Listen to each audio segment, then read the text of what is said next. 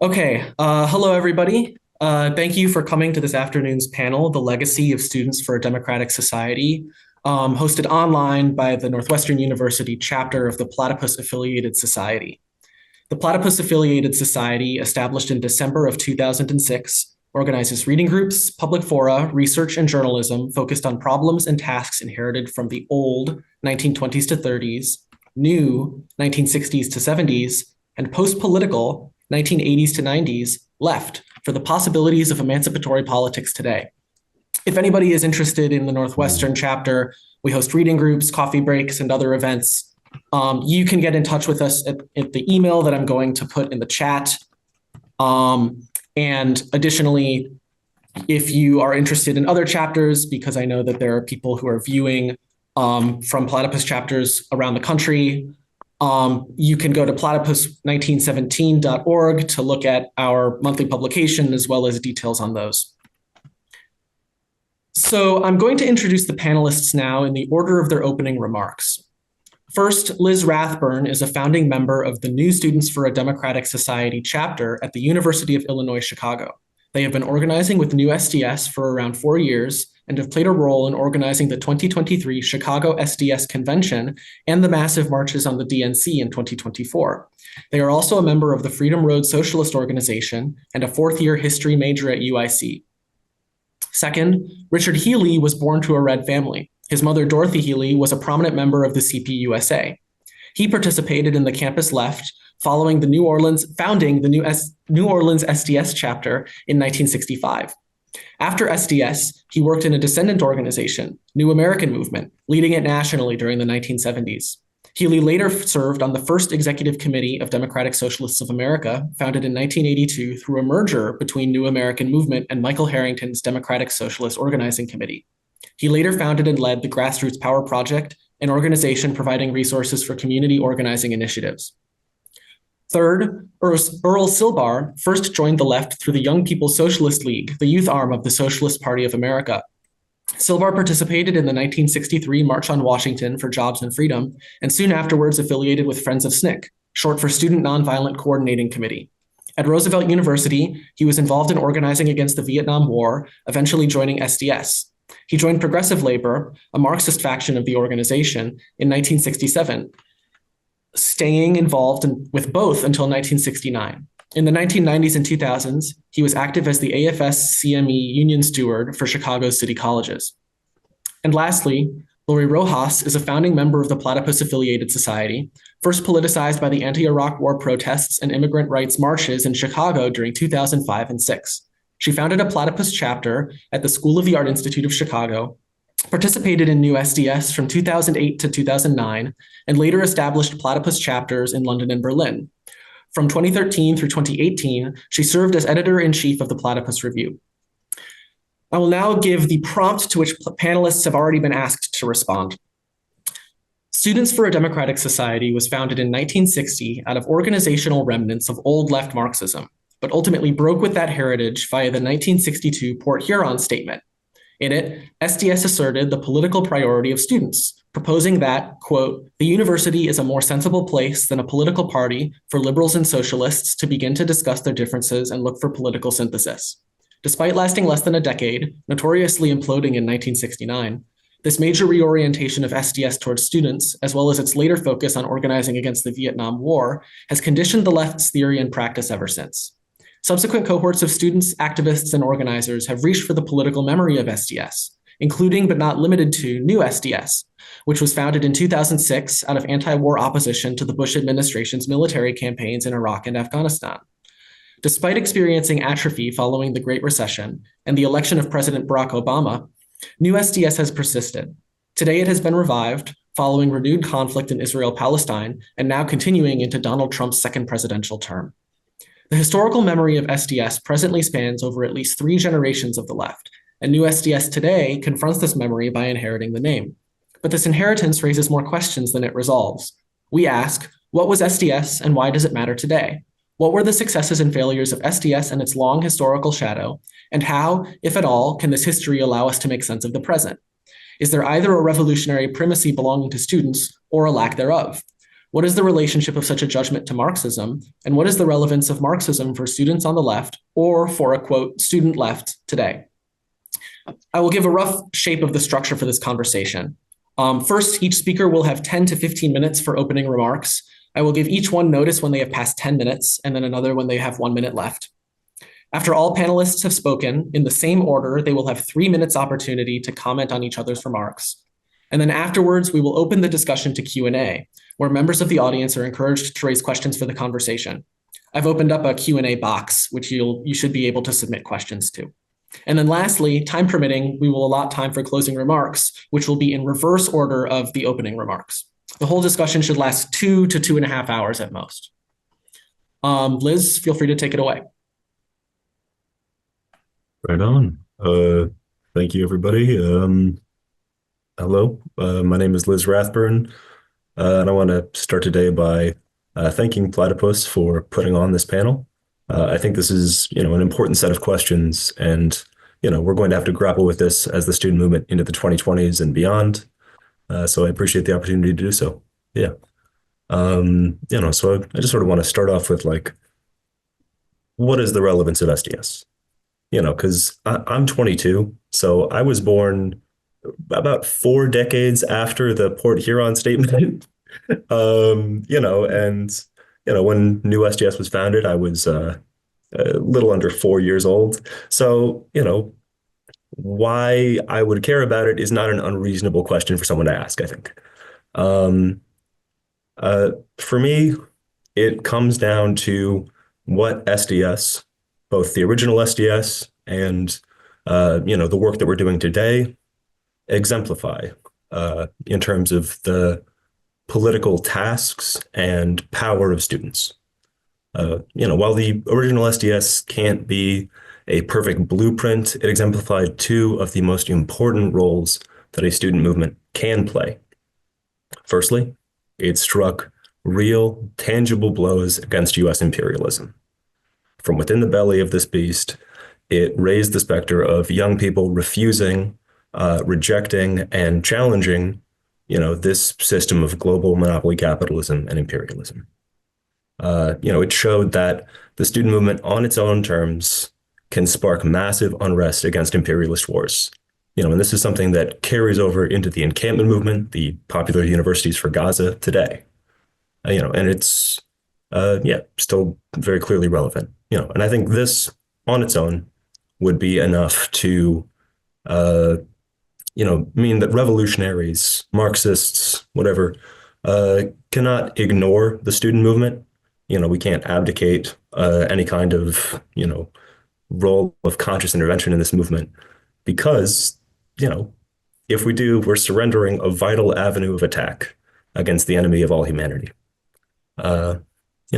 Second role I think it exemplified, both old and new, is spreading advanced ideas. Not just on campuses, but to the rest of society.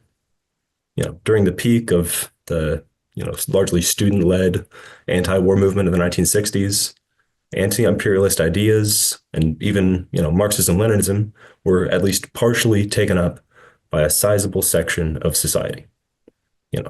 And while that receded, it did play an important and foundational role in the social movements that continue on to this day. The people who were, fighting for liberation at that time, who were standing in solidarity with the Vietnamese people, were, the people who would go on to build organizations like DSA, FRSO, who would go on to actually, be rank and file leaders in union movements all over this country, who would, literally found, the LGBTQ liberation movements. People coming out of this student-led anti-war movement carried advanced ideas forward. And again, I found myself brought back to the student movement of today, and just this past year has seen anti-imperialism and revolutionary ideas taken up by a whole new generation of activists. People are increasingly, young people especially, are increasingly unwilling to live in the old way. They are unwilling to, accept U.S. imperialism as, a fact of life, and they're willing to fight back. Even if that means being expelled, or as the case of one SDSer in Florida, even being deported. Yeah, so like these are two important roles that the student movement can take up: raising revolutionary consciousness and striking blows against U.S. imperialism. And these two roles, made SDS, in the original form, vital for party building efforts during the new communist movement. You know, uh, and I think that's a vital and central question today as well. How are we going to build a communist party? How are we going to build a mass movement that makes that communist party more than just a name on a poster? And I think if we look at the role that students can play in this, very obviously, looking at history, I think we can play not a principal role, but an important secondary one. You know, so that's why I care. But the comrades organizing this, recommended that I talk a little about, why I joined the movement and why I joined the orgs I'm with, what drove me here, because, it's an important question, I guess.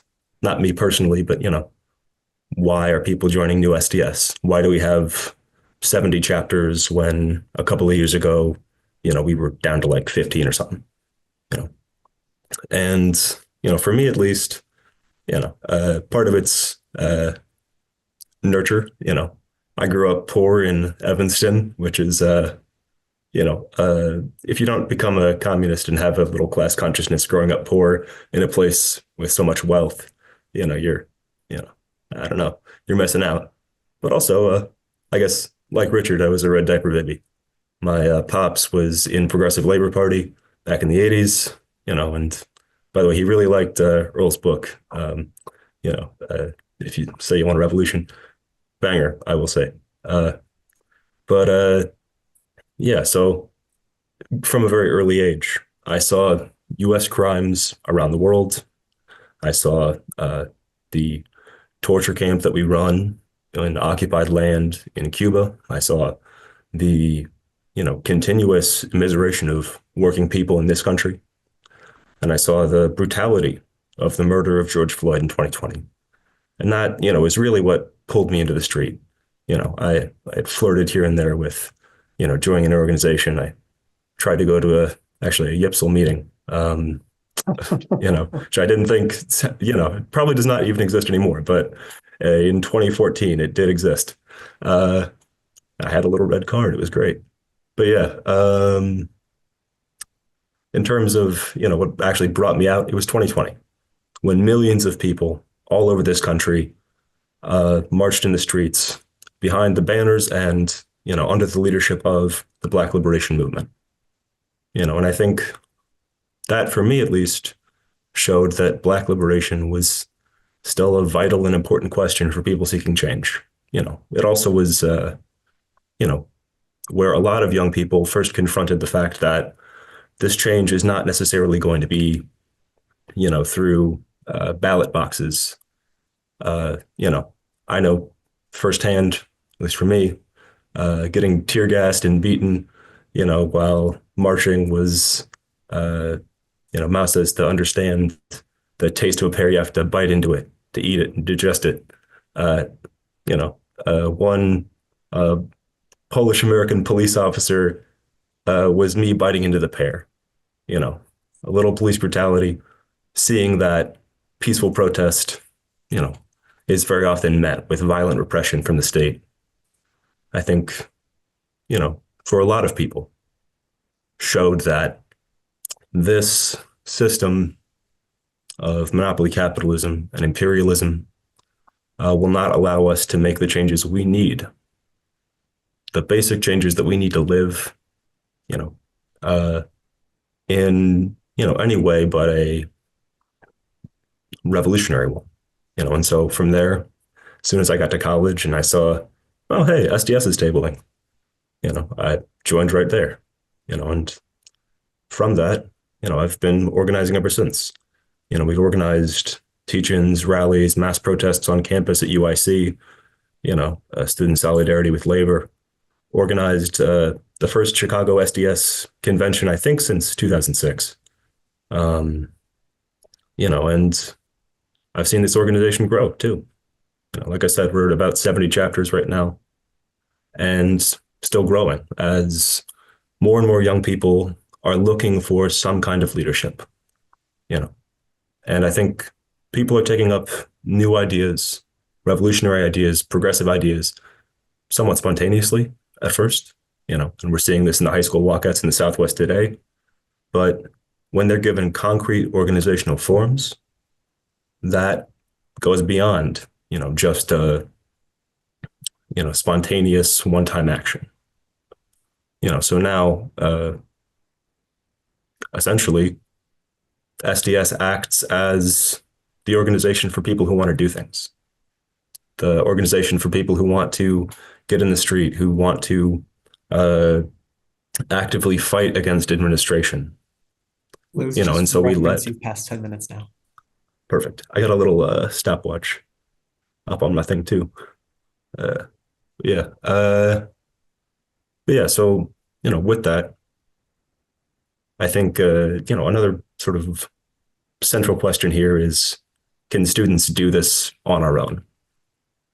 Because there's a lot of young people out there who are, very excited, who have seen the encampment movements, who have seen, the repression and, feel very important right now. And the encampment movement, the solidarity movements on campuses have been vitally important, But the fact is, unless you're actually willing to go out and after college, join the working class, go out and continue to be active with the people's movements, not a lot is going to change. The universities cannot be the center for anything but, fun academic discussion and pulling, a new generation of young people into, this revolutionary movement. And so it's important for us to be here, but fundamentally, we're not going to get the sort of society that we want unless we're actually willing to sacrifice a little petty bourgeois comfort, unless we're willing to go out and struggle shoulder to shoulder with people for the rest of our lives until victory. And so I think, when it comes to old SDS, we see, a real generation of young people doing just that, both in, groups that are, more aligned with my politics, Marxism, Leninism, but also, in groups like Teamsters for a Democratic Union, many groups in the Trotskyist tradition all saw, young people go out and not allow themselves to be confined to the university forever, but to go out and, work shoulder to shoulder with working class and oppressed people to fight for liberation, and I think we're going to see that again as another generation of young people comes out of another anti-imperialist movement, Let me see, I think anything else?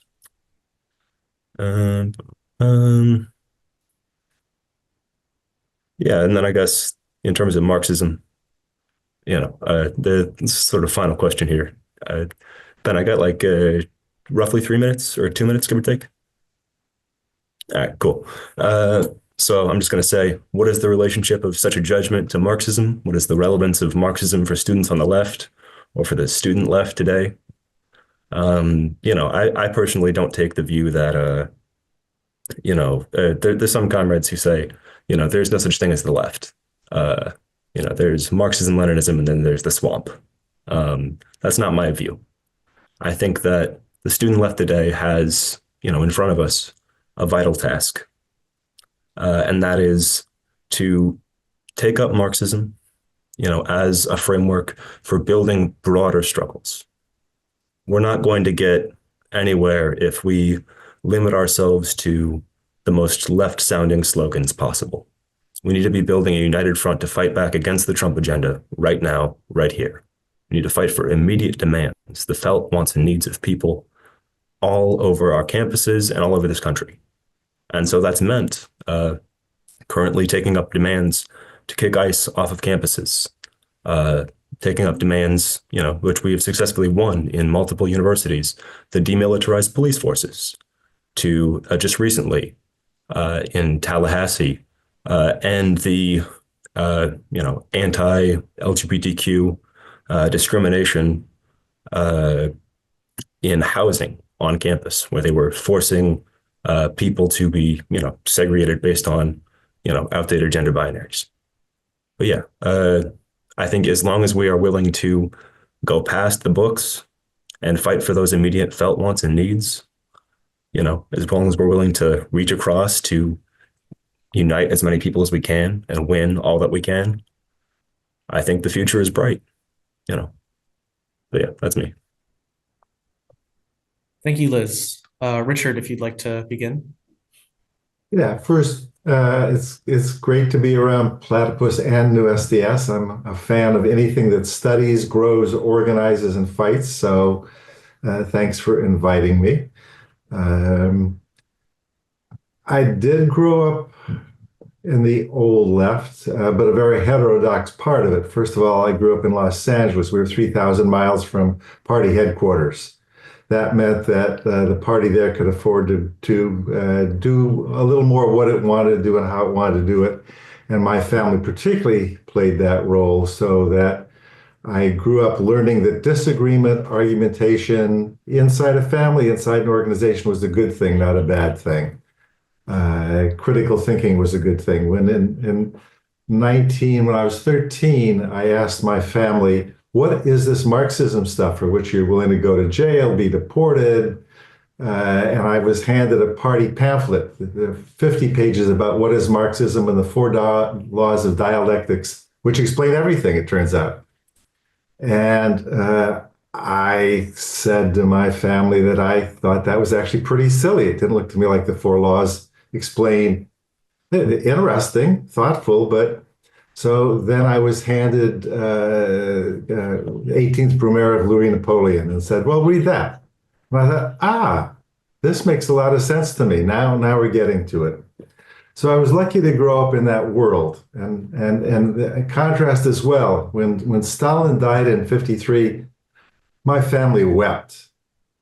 And when my mother came back from the party convention in 1956 from the National Executive Committee, in which Khrushchev's secret speech was read to the party leadership, and we wept again, because it turned out that much of what we believed and what I had been taught was untrue.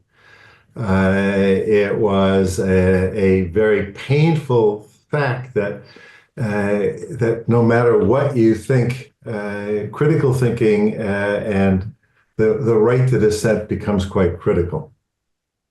So that was probably the first lessons I learned. I started college in 1960. I was part of a New Left formation at Reed College and considered myself a Marxist-Leninist. So in 1963, when Jeremy Brecker started an SDS chapter, I was very scornful. I said, liberalism, just liberal, rewarmed liberalism. I'm a Marxist-Leninist. I didn't want to participate in that. And I was wrong, because as Liz just said, when students start to gather and do things, you got to be there.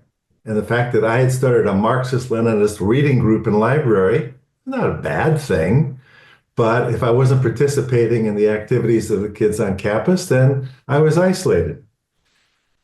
I went to New Orleans in 1965, thinking I could create an SDS that brought together the peace movement, the anti-war movement, the movement for socialism, the civil rights movement.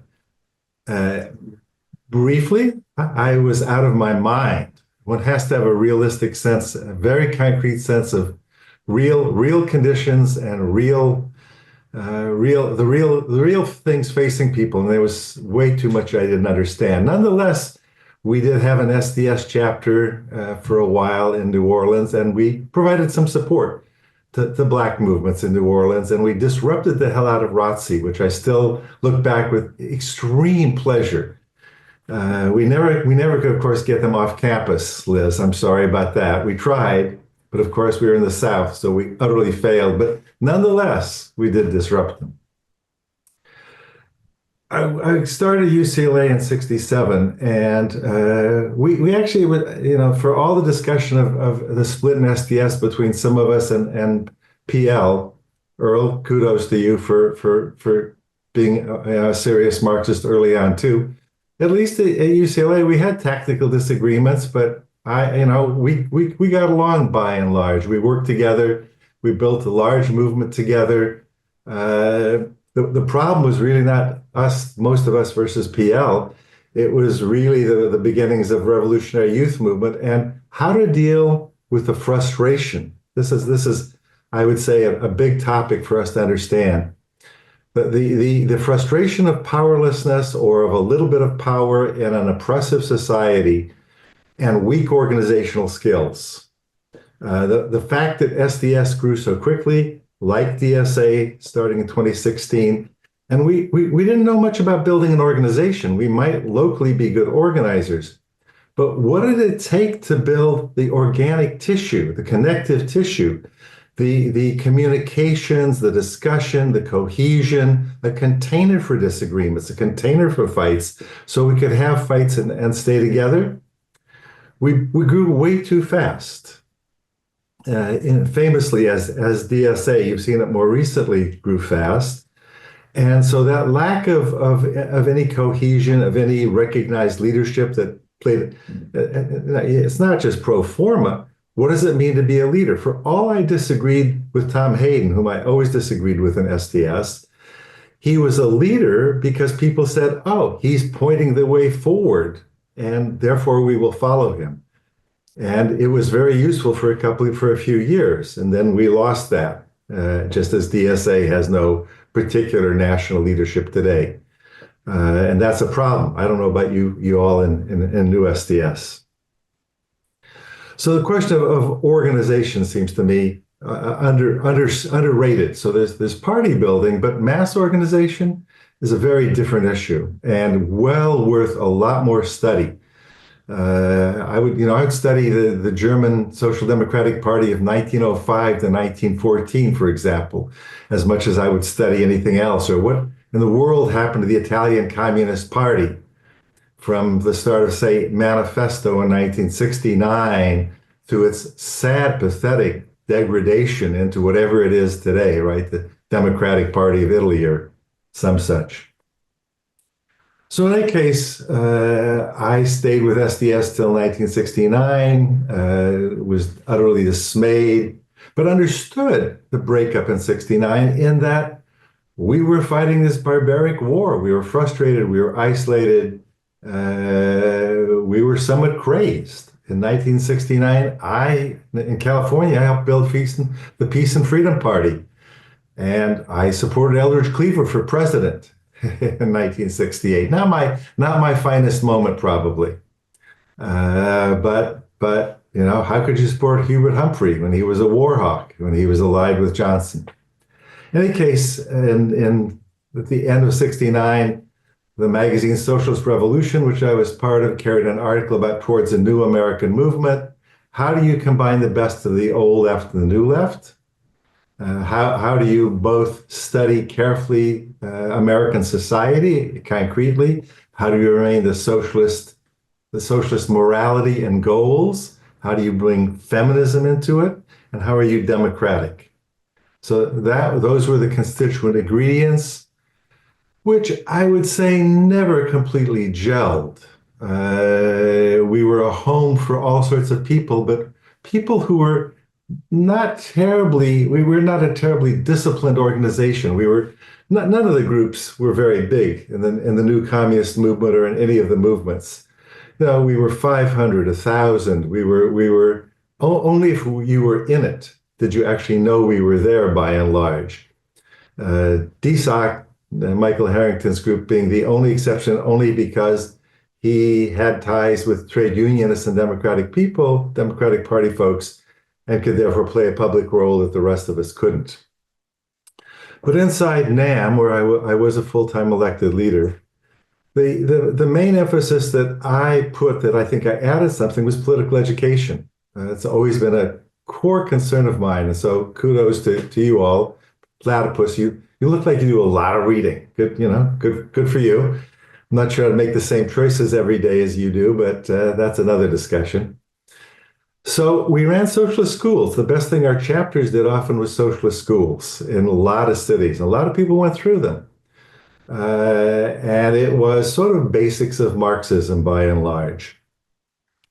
But by 67, as we were running these schools and trying to develop a cadre within NAM, what I discovered, because I led a lot of them, was that as we tried to get people to move into practice, because that's really the test of any organization, what is your practice? Who are you reaching out to? Who are you organizing?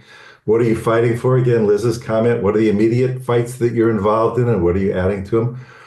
What I discovered, to my utter dismay, was that the people who are our best organizers out doing organizing in unemployment struggles or racial struggles or electricity, utilities, whatever it was, because people were getting deeply involved, was that they might have been in the real struggles. They could not figure out how to link it to a fight for socialism.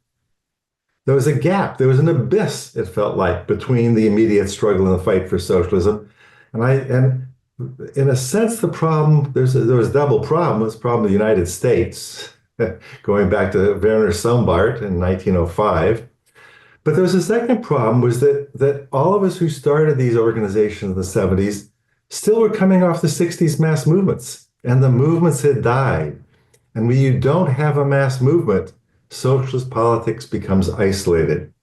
And at that point, I reached out to DSOC, whom I wouldn't have thought of talking to a couple of years earlier, and said, we're not going to survive on our own. You're either not going to survive or you're going to be irrelevant because you're too small.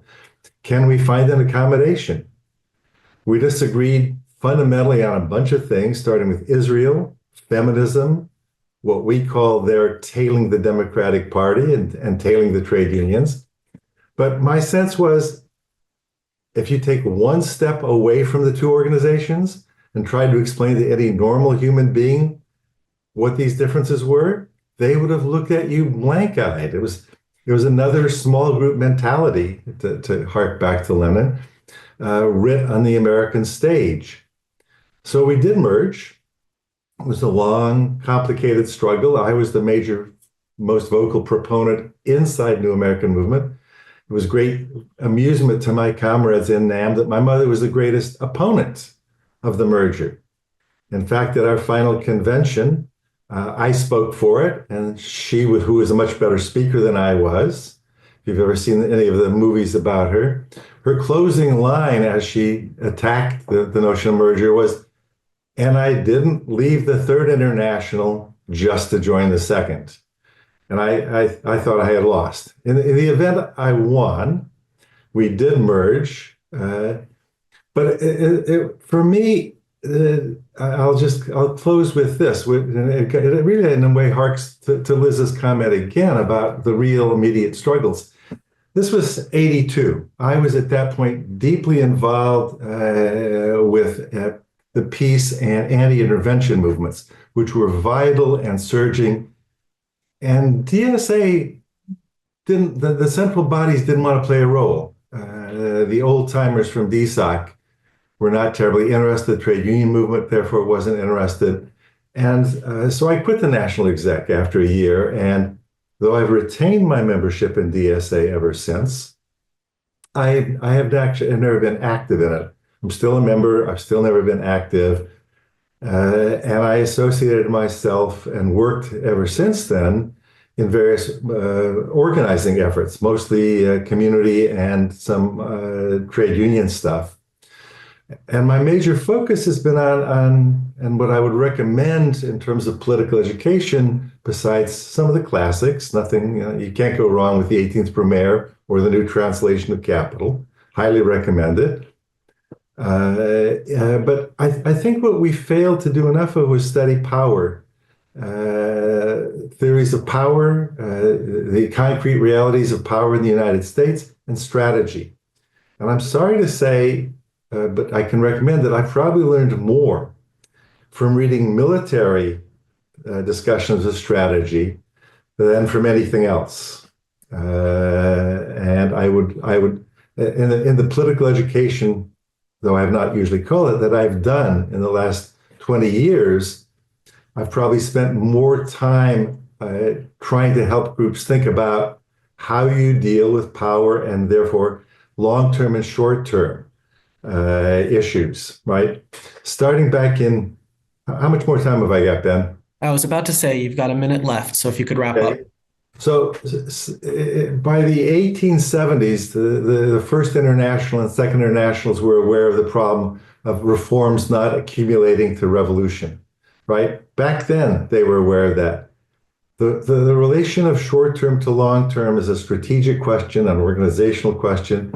And I would say that for Platypus and New SDS, helping us understand and grapple with that reality today still remains the biggest conceptual and strategic question we have. And thank God there's a generation of you who are prepared to take it on. Thank you. Thanks, Richard. Earl, would you like to start?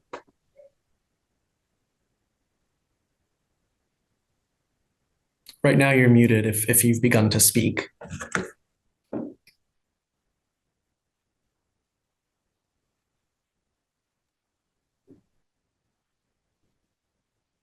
Ben, can you hear me now? Yes. Okay, let me try and begin. First of all, it's a pleasure to be on this panel with the people that we've heard, and I know Laurie will give a good talk with interesting ideas. So I want to thank you, Platypus, for the opportunity to be part of this. I think Liz and Michael have said about 70 or 80% of what I wanted to say, so I'll go on to something different.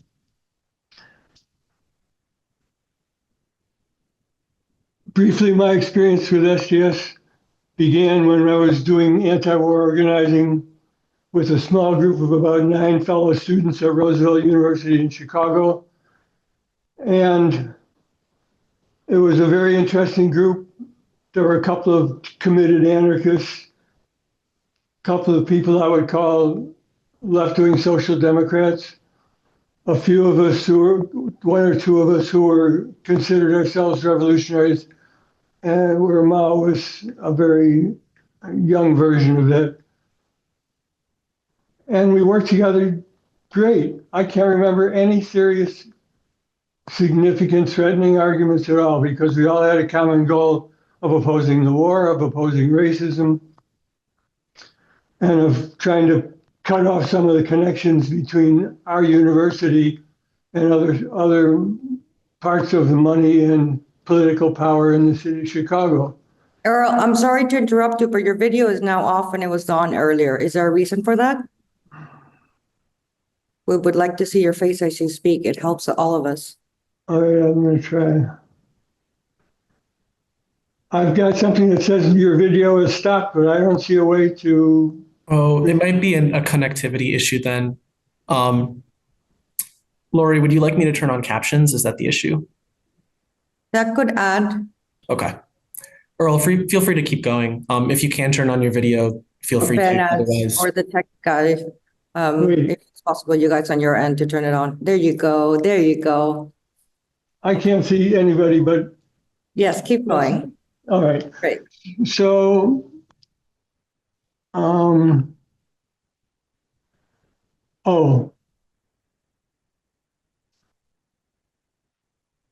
I think what I want to do is use my time. I want to make an argument. Maybe it's totally unnecessary, but I'm not sure. And I think that one of the key turning points in SDS was when we moved to the question of imperialism in the second half of the 60s. And the question of what is an anti-imperialist strategy and what is the challenge of imperialism became central to many, many, many people who were active in SDS, and including student youth, the youth movement, and others. And so I was thinking, what would make it real? Because I know a lot of people think, well, the working class is all a nice idea, but the working class is a gone force, or the working class is not an active, central part of the struggle against imperialism. There was an organization before UPS. There was an organization called Railway Express Agency, and they had a big hub here in Chicago, just as UPS has inherited that. And the workforce was all male. This is 1967, 68. I don't think I remember seeing any women in the meetings. And it was largely white, but there was a black caucus. And they had all been in the military, as far as I could tell. So they were in some ways very conservative. And our section of SDS, the Worker Student Alliance, was holding a summer work-in where people who were close to the party were encouraged to come to Chicago for the summer work in different industrial jobs, whatever they could find. And we would have weekly meetings to talk about issues that came up at work. How do you answer this problem? What about these conditions? So it was focused on practical work, but to try and develop a larger perspective. So what we learned about a walkout at REA, it was started as a wildcat. It was the Black Caucus raised a number of issues of the racism at work, which was everywhere, of course. And we went to the picket line and took the opportunity to talk to people while we were supporting the picket line. And then the company went to a local judge and got an injunction against the rest of the workers joining the picket line. So we brought friends and contacts of ours to the picket line to bolster the number of women who were either wives or lovers or friends of the workers who were there. And it was the first time that I saw what you might call an element of class consciousness, because a largely white workforce surprised a lot of us by joining the picket line and enlarging some of the demands that covered everybody directly in terms of felt experience. And it opened the door for new developments.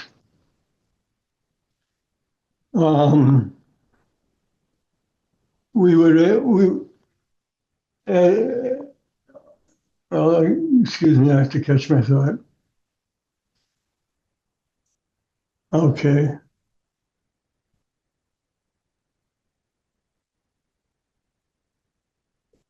Richard, I'll just leave it. We were not shy about saying we were communists. And since there were very few people outside of us who were outsiders who came to the picket lines, we got a hearing for our ideas.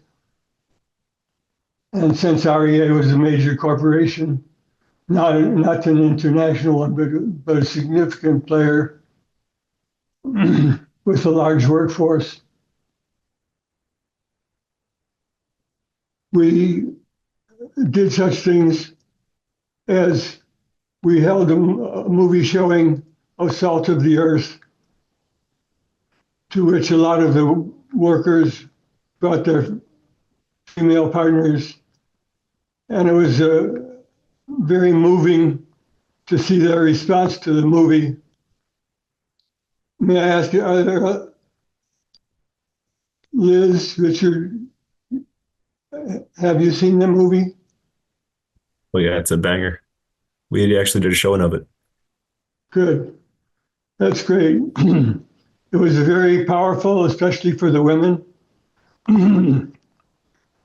And it cemented some of the bonds that we were making with people there. After a few weeks, the union came in and called a meeting to put this conflict to bed.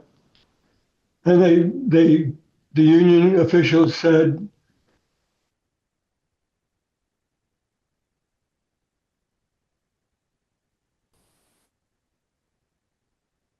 Earl, I think we just lost your audio. it says your microphone is unmuted. Oh, there you're back. Sorry. It's something to do with the connection. It's nothing I've done. No worries. Feel free to keep going. Okay. Let's see, I have to recollect where I was. Salt of the earth. Communists. So this group of workers who had met us on the picket line and with whom we had established some rapport, told the union officials, if they can't speak, you're not going to have a meeting. So I thought that was quite brave. But it turned out that the workers prevailed because the union officials had to have a meeting. And I was, at the time, I was the Midwest leader for PL's SDS work. And so I was called upon to give the speech. And I started out by saying that we were a communist organization. You could have heard an ice cube fall to the ground. It was so unfriendly. These are people who were trained by the US military to kill communists. And yet, as I went along and explained the basic ideas as we understood them, I moved into the connection to the work and the concrete conditions and the fact that their lives and their health meant nothing to the company, and drew parallels of that experience of theirs with the war in Vietnam, which in our opinion had everything to do with imperialism and exploitation of workers and resources worldwide. And by the end of that, when I told them that whatever they decided at the meeting, we were going to support them, the meeting had been transformed so that at the end, there was a standing ovation of 300 to 400 people. I can't tell you what came out of it beyond that, because those people who had exchanged their names and phone numbers as contacts were followed up with by comrades who were in what was effectively a workers' study group and organizing committee. So I can't tell you beyond what happened at the meeting, but it was very, it couldn't have been better if we had planned it, because it was for us the practical test of our politics, that racism has to be fought both for moral reasons, but also for political reasons. That racism was a form of, if you will call it, super exploitation, super oppression. But the heart of it is based in the need of a minority to exploit the majority of the work, which is working class. So, Ben, how am I doing for time? I don't have a watch here. If you want to spend about 3 more minutes, you have that allotted. Okay, good. And this question of the working class not automatically, well, let me rephrase that. This question of the working class is central means that class is not everything. People who are being killed in the South are being killed for being black and for standing up, wanting to vote, wanting to get the cops off their backs, the Klan, etc. But it became the central issue, and it was the key issue, in my opinion, that led to the self-destruction of SDS, or in reality, the destruction of the central office of SDS to communicate with the hundreds of chapters happened when the people who walked out, which was Rimtu and Klotsky and others, when they walked out, they went through the SDS office at 1608 Ashland and destroyed all of the cards that had the addresses for the chapters, so it was impossible to reconnect the organization. And the grounds that was fought on was support for third world movements and taking a support was critical in the ideas that socialism had to be based in the working class. That means not everything is class, but class is in everything, including liberation movements, and is crucial. And of course, the people who walked out of the convention didn't agree. So that question still hasn't been settled on the left.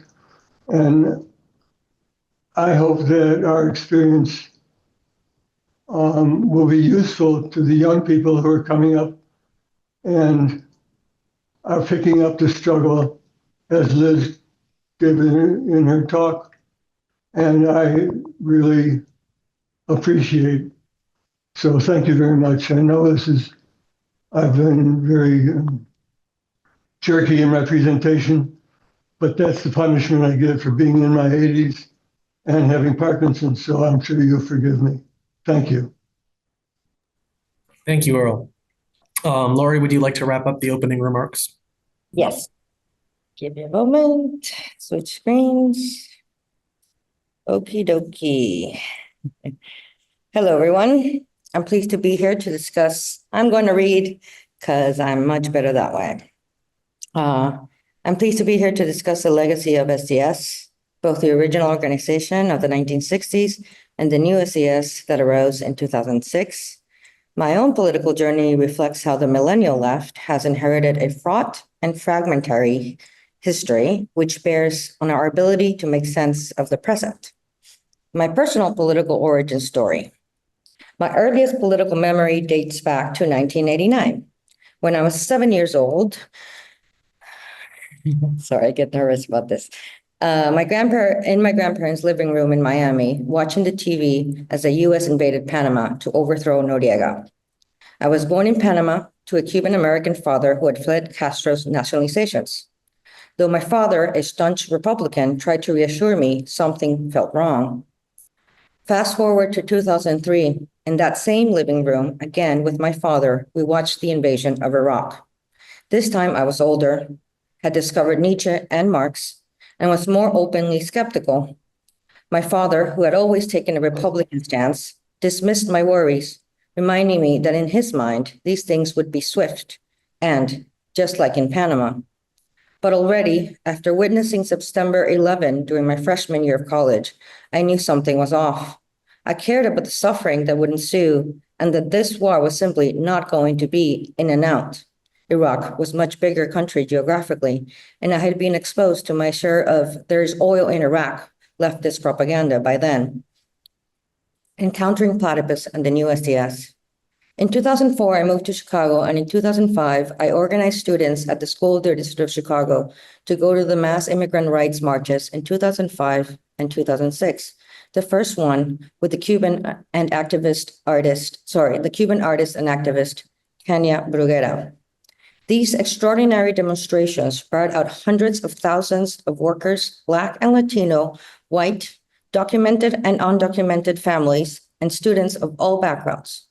The numbers vary as usual, but not even with the current situation in the US, we will likely see them again for a while. People carried signs that said, "We are America."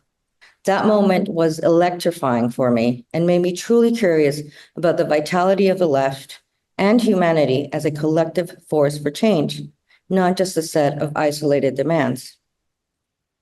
Encountering Platypus and New SDS. Then, in 2006, I joined the Platypus reading group led by Chris Cutrone and Richard Rubin, who had been my teacher, Chris Cutrone, who had been my teacher in an Adorno and the Cultural Industry class in the spring of 2005, exactly 20 years ago, as I say these words.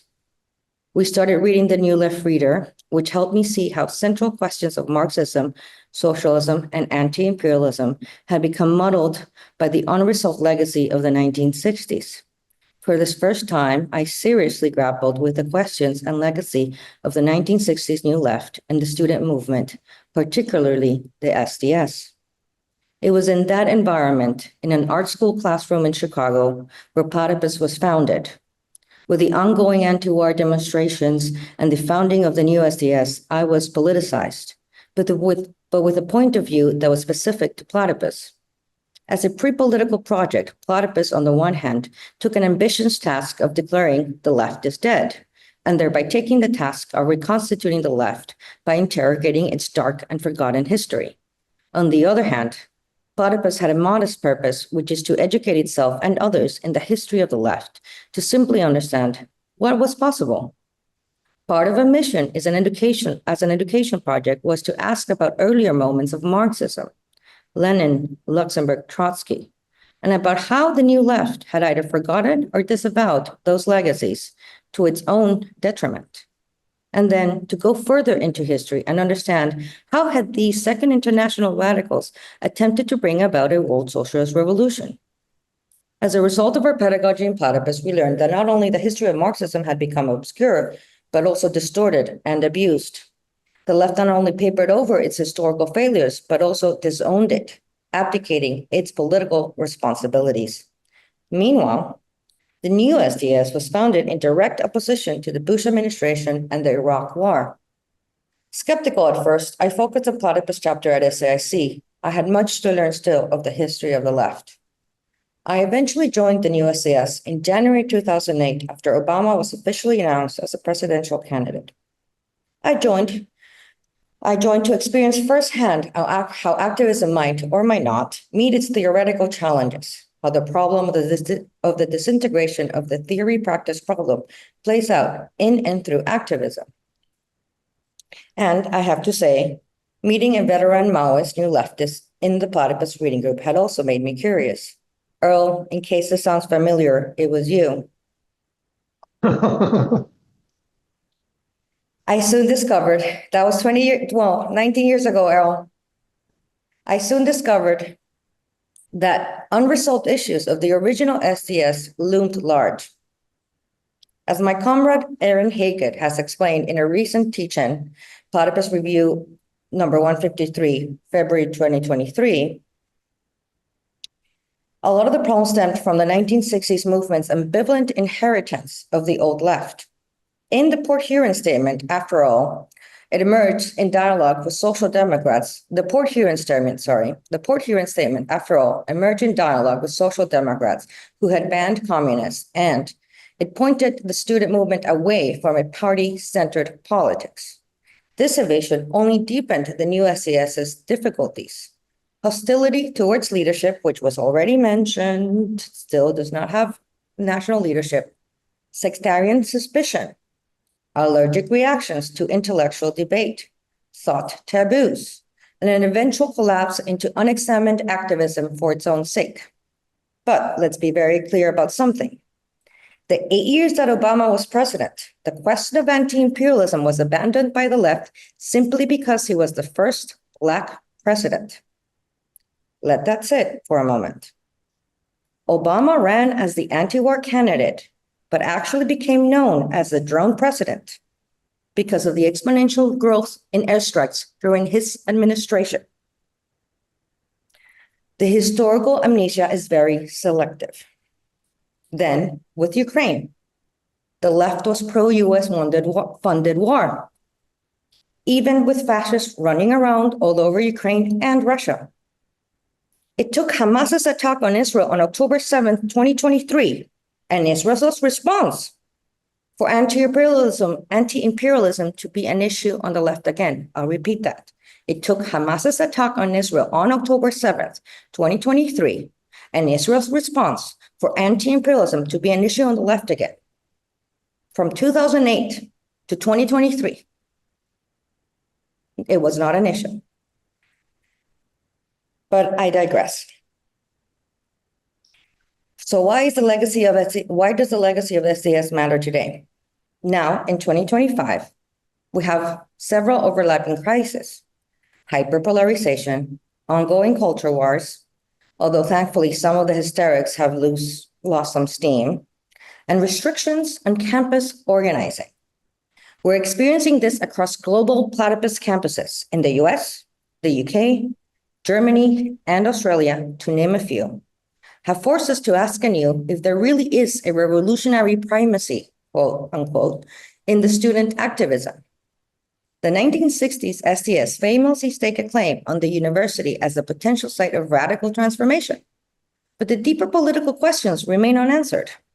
What role can Marxism play when the left itself disowns its history?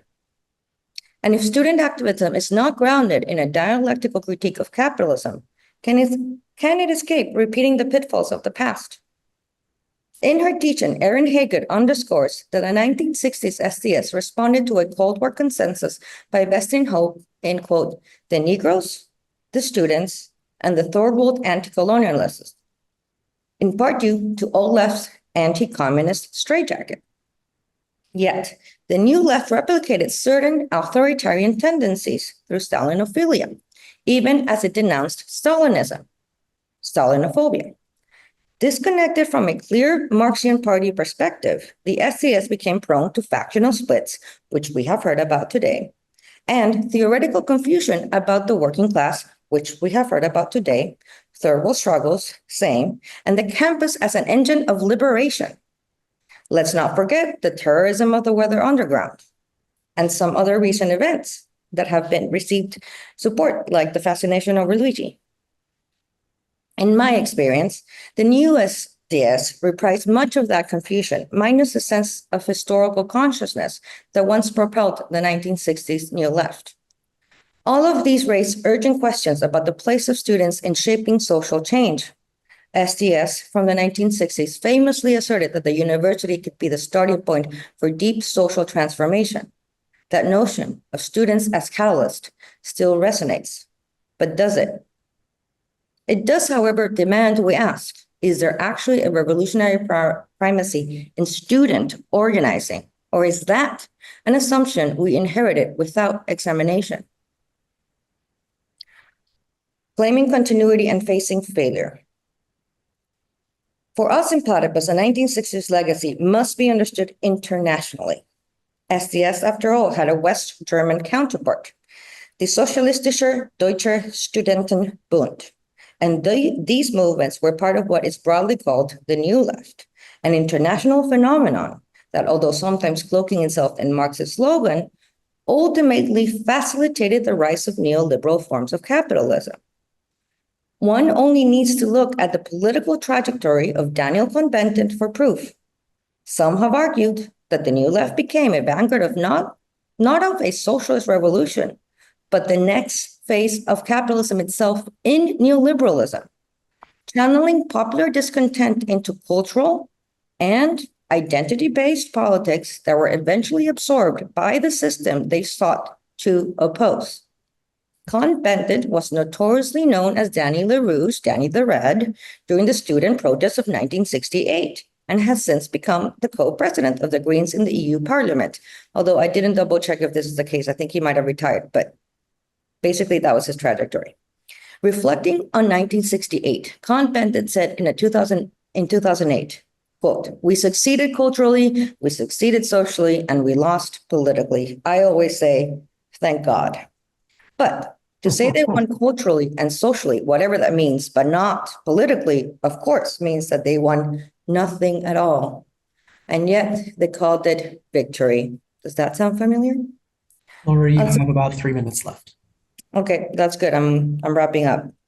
Unsurprisingly, the new SDS 2006-2009, circa that period, reproduced many of the same unresolved problems. No clarity on party politics, allergy to sectarianism, an uncritical embrace of activism for its own sake, and a failure to place campus organizing in the broader historical arc of capitalist transformation, such as ask of the role of universities in the military-industrial complex. While the new SDS borrowed the name, it never reckoned with what the original SDS left unfinished. Far from it. And all the old SDSers could say to us at that time when I emceed the 2008 SDS convention, don't make the mistakes we did, kids. Do your thing, young kids. You are the new generation. I realized that while the new SDS had the name, it lacked the deeper reckoning that the 1960s SDS are never resolved. The activists, okay, I'm wrapping up. The activists on the left love Marx's 18th thesis on Feuerbach. Philosophers have hitherto only interpreted the world in various ways. The point is to change it. But the irony is lost on them. You cannot change the world without understanding it. And we have forgotten that profound lesson in the disintegration of theory and practice, of the necessary relationship of intellectuals to the workers in the revolution long ago. Then the question is how we in Platypus understand the 1960s left. On the one hand, the new left was a reaction to the Stalinism of the 30s and beyond. It was quote unquote Stalinophobic, seeking to avoid the party form altogether, which ironically gave rise to proceduralism and unaccountable hierarchies. On the other hand, it was unconsciously Stalinophilic in that its militant rhetoric and moral fervor for actionism now often led to authoritarian postures akin to what it claimed to reject. Moreover, the new left separated itself from the earlier Marxist tradition, rejecting theory, embracing knee-jerk anti-intellectualism, thus abandoning the dialectical project that reached its highest expression in Lenin, Luxemburg, Lukács, and Korsch. In doing so, it flattened out, buried, effectively threw away the keys to the very critical resources Marxism once offered. In the new SDS, I witnessed the consequences of this erosion of the Marxian dialectics and immanent critique, both hallmarks of a critical Marxism that the new left largely cast aside. Hence, it is no surprise that the question, why engage in Marxism now, often prompts cynicism. Isn't Marxism dead? At one level, yes.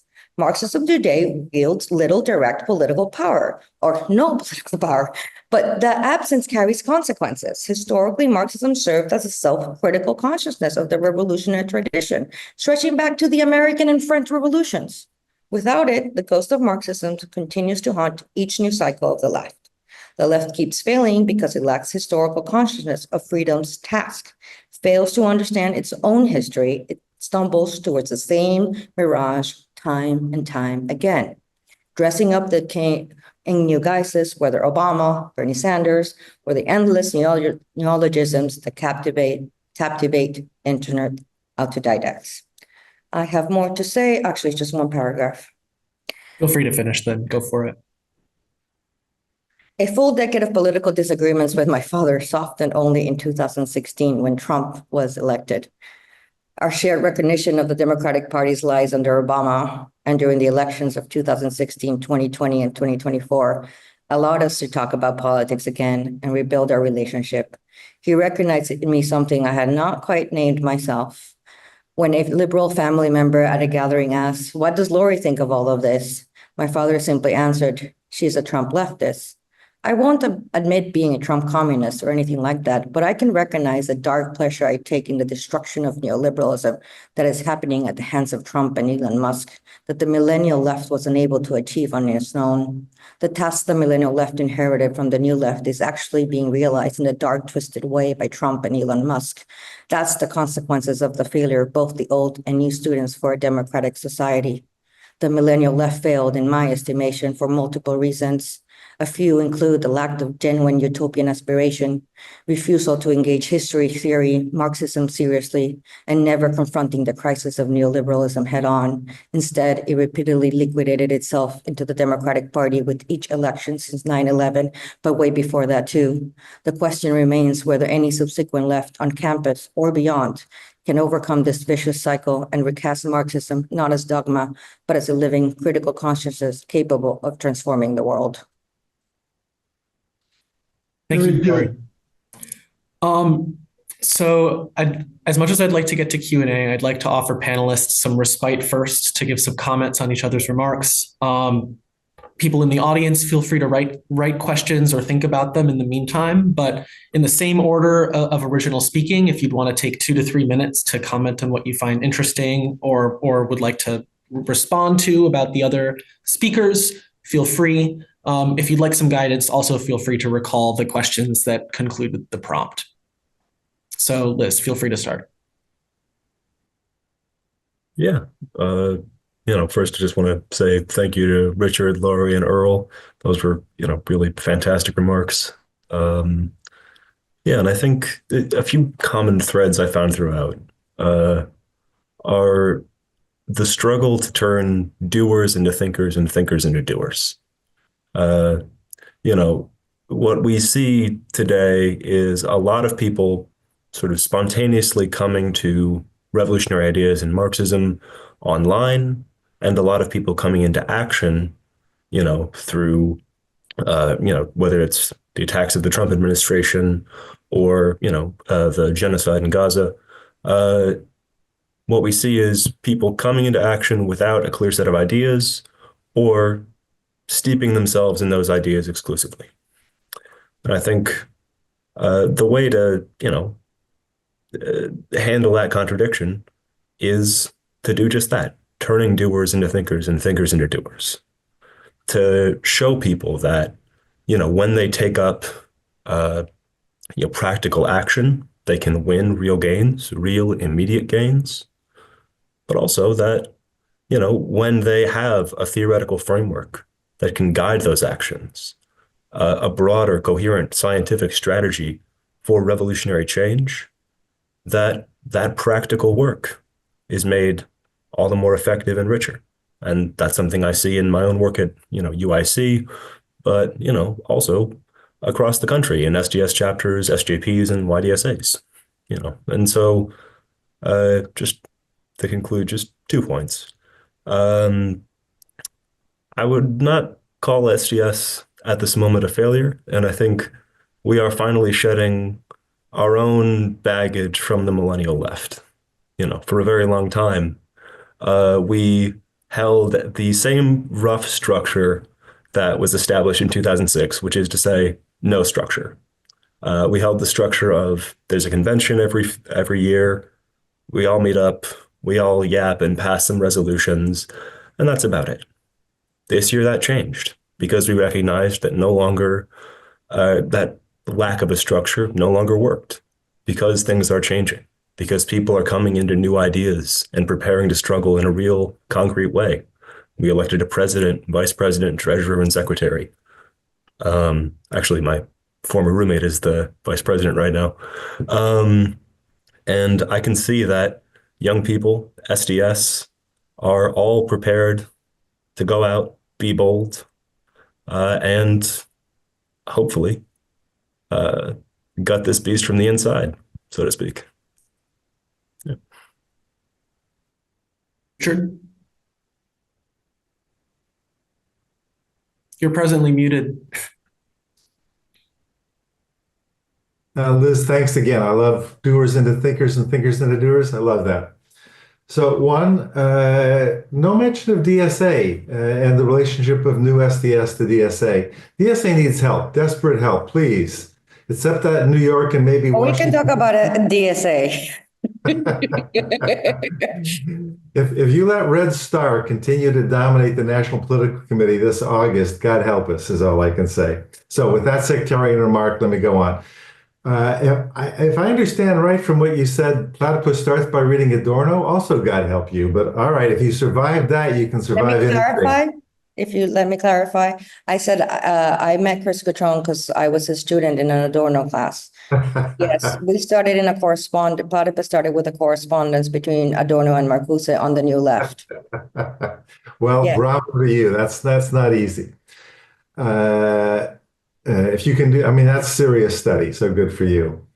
So in terms of a tradition of Marxism, for me at least, the crucial interlocutor.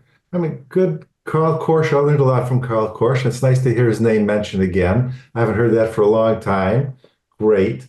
But for me, the crucial interlocutor for Western Marxism was always Antonio Gramsci. From when I first met Karl Marzani in the late 50s, the first translator to Jean Geneviese's brilliant essay in 1968 in Studies on the Left. In some sense, I've wrestled with Gramsci and his inheritors ever since.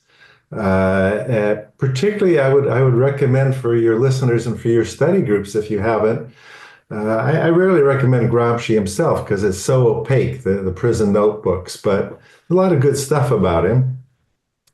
But the best is actually what I usually recommend, and his inheritor, his best, probably most direct for me inheritor in terms of my influence in my life is Stuart Hall, the Jamaican British Marxist theorist and activist who helped create the New Left in Britain and moved it into a very serious study of ideology and power.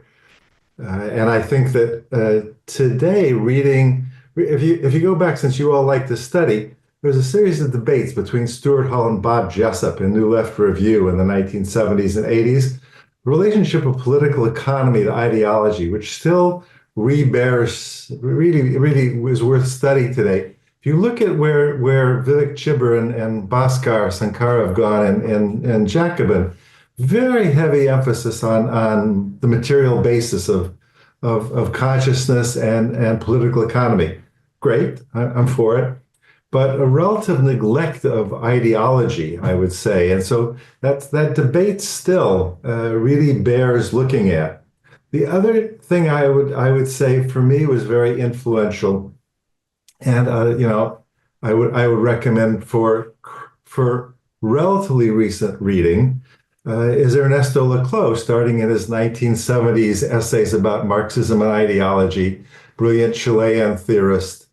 And then with his partner Chantal Mouffe and Hegemony and Social Strategy in 1985, and the question of the composition or the formation of the working class. Because if we're going to discuss social change, and your correct emphasis on both mass activity and working class politics and Marxism, then the question which has come up again now with the so-called de-alignment thesis about the working class and the Democratic Party across Western world, the question of there's no imminent class consciousness in the working class and what modern sociological conditions have done to the working class seems to me absolutely crucial.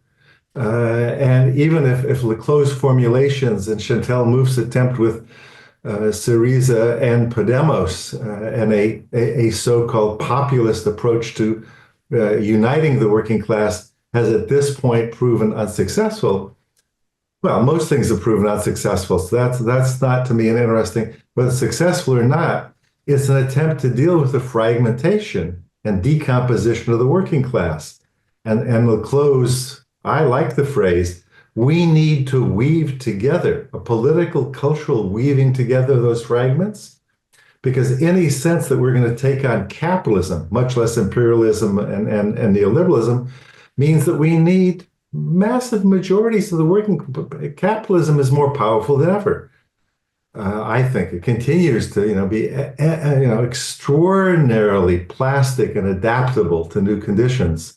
We need massive numbers of people, and so the kind of questions that Laclau posed, for which he was roundly attacked by more orthodox Marxists, I think the question he posed of how do you weave together these elements. To me, is one of the central theoretical issues. again, Liz, the doing and the thinking. How do you do it and how do you think it? Have to go hand in hand. If they're not combined, it won't work. It won't happen. Earl, if you could, or sorry, not Earl, Richard, if you could bring your remarks to a close. Yeah, that's enough. Okay. Earl, would you like to follow up? I would like to. We'll see how it goes. I'll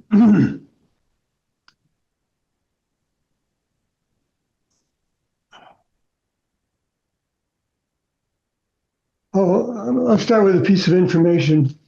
By the 1969 SDS convention, after the split took place, as part of the national student leadership, I can tell you for a fact, we never had a discussion about taking over SDS because it was never our intent to do so. We thought it would squeeze the life out of it. And we left that convention. We had 1,000 people who were part of our Worker Student Alliance in the formal sense of being members of SDS, who supported and tried to carry out Worker Student Alliance all across the country. And we were the largest single grouping at this convention. Within 2 years of the split, PL's leadership had choked the life out of it, and we didn't need anyone else to help us. We did it to ourselves in that sense. The working class was narrowed down to being the campus working class, and it became ridiculous. It was really an excuse to wield organizational control, and that was a belated part of my political education, was the fact that our leadership had never broken from the CPUSA and the Soviet Union. And I'm neglected to say anything about my own political development. So I'll just say that my father thought that the sun rose in the morning when Joe Stalin got out of bed. And it must have been very frustrating for him to deal with his petty bourgeois son, who thought that elections were the be-all and end-all of democracy.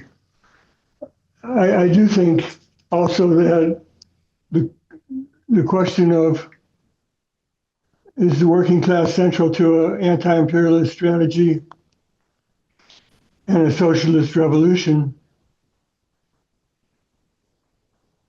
It's not possible. Well, let's say, let me put it differently.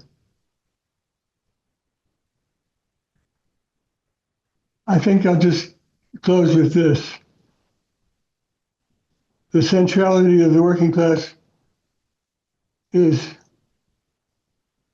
both theoretical, but it's also practical. When the working class comes into the streets, the question is, to my way of thinking now, what will be the conscious goals of the people who are activating and helping to organize this? And how capable are they at relating the struggle over current events to the nature of the system itself? And I don't think I'm saying anything new, so I'll stop there. And Laurie. I could not see your faces while I was reading. I wish I could have. The sad thing about virtual that I was reading and I couldn't see your faces. So I would like to at some point get into it for some of the things that I said. But my instinct, of course, here is that as like someone who bridges and mediates through these generations that are present. But Liz, I am inclined to want to engage you, particularly as the younger new SDSer, meaning Platypus was founded to establish reading groups and activities and film screenings, meaning public fora, meaning really our whole activity center is reading groups, public fora, publications on campuses, right? We wanted ourselves. We have a student-oriented activity, right? We wanted to be able to be educators and self-educators of the history of the left, right? So what I wrote is really directed towards you as an audience. What I wrote and I said, I mean, right? But in reality, the opportunity is also in a panel like this, which is organized by the Northwestern Platypus chapter, of like bringing people together, like these veteran leftists with the experiences that they had, to talk to each other. That SDS conventions, even when the old SDSs would show up, they wouldn't really have those conversations with us in that moment. And that was like really frustrating for me. And, and that's why I brought up Earl, and I'm so happy Earl is here, because it's like, for me, like full circle moment of like sort of these conversations, why Platypus is important, right? But also that like, go back and listen to this, also what I've said, and process it, like sort of, because it really is 20 years of my political history of like that I'm trying to pass on to your generation, and I hope it registers. Yeah, that's all that I say for now. Excellent. Why don't we move on to the Q&A? The way I'm going to do this is that you can write comments to the Q&A, but I'll be responding to hands raised. And if you wrote something, I can just read that. Or if you want to say it yourself, you can unmute yourself. I'll just note firstly that Gabe in the chat asked Richard what Red Star was, which he mentioned in his response. And Richard said that Red Star is a left grouping in San Francisco, which, along with the Marxist Unity Group, dominates the National Political Committee in the DSA, just for the fidelity of the recording. So would anybody like to raise their hand for a question? Otherwise, I'll just read the question in the Q&A. Gabe? I can't hear you, sorry. Can you hear me now? Yes. Wait, just to explain my comment, Richard, you made a comment about Red Star in the leadership of the DSA and how it would be terrible if they were reelected or something. I just wanted you to explain what you meant by that. That was my first comment. Well, it's a relatively small group because of the weak organizational structure of the SA, because most of the membership is passive or has no connection to the national office or elections or meetings, right? Relatively small caucuses, which is with the dominant political life in DSA at the national level. The caucuses can organize and elect people at national conventions. Does it sound familiar? Yes. So these two groups are the small majority on the 17-person National Political Committee, and take stands and take politics or keep the national office irrelevant to the mass of people in DSA.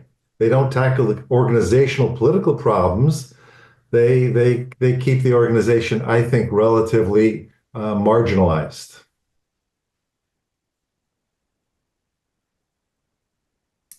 Thanks. I'll raise Miguel's question from the Q&A, where he says, I don't disagree that if one only wins culturally, then one hasn't won at all. At the same time, how does this view fit in with how the hard right have successfully weaponized cultural issues in order to win politically? As an example, people driven to vote for Trump because they don't like, quote, wokeism, without having a clear idea of what that is.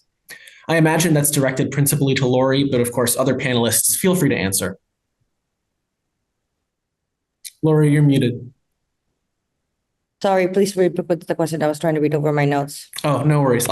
He says, I don't disagree that if one only wins culturally, then one hasn't won at all. At the same time, how does this view fit in with how the hard right have successfully weaponized cultural issues in order to win politically?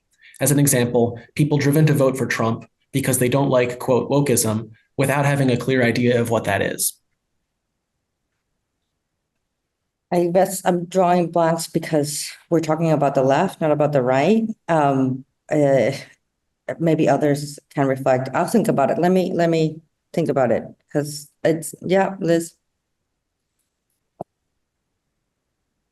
Yeah, I mean, I think there is a bigger problem with the question, I'd say, than, that we're talking about the left and the right. I'd say, how many people were won based on wokeism as a slogan? I would not say a critical mass of people, but make America affordable again? I'd say that that's something that you didn't hear from Democrats, Oh, really. I see. I didn't get the You know, question. That was just kind of, yeah. yeah. Yeah, meaning I was disgusted by wokeism too, and it turned me off to the left, for sure. Like Me Too was the most conservative turn for the women's question there could have been. uh, I have very articulate thoughts on this, but right now, I'll come back around. Maybe we can move on to another question then, and if it's worth weaving in, that can be done. Before I move on to Alan's question, would anyone else like to comment? Okay. Alan. Hello, and thank you for your remarks. I wanted to bring the question back to education. Like, what does education mean? Because for some people, it's like, you have to get an education like on the street through protests, and that's like, your epiphany. That's sort of like the core of uh, the core of your thought. But for other people, it's like a theoretical education is like, of utmost importance. So I guess it's like when we mean education, like when people are politicized or gain an education, like what does that mean? And then also, how does SDS or past SDS is, I guess, facilitate that type of education?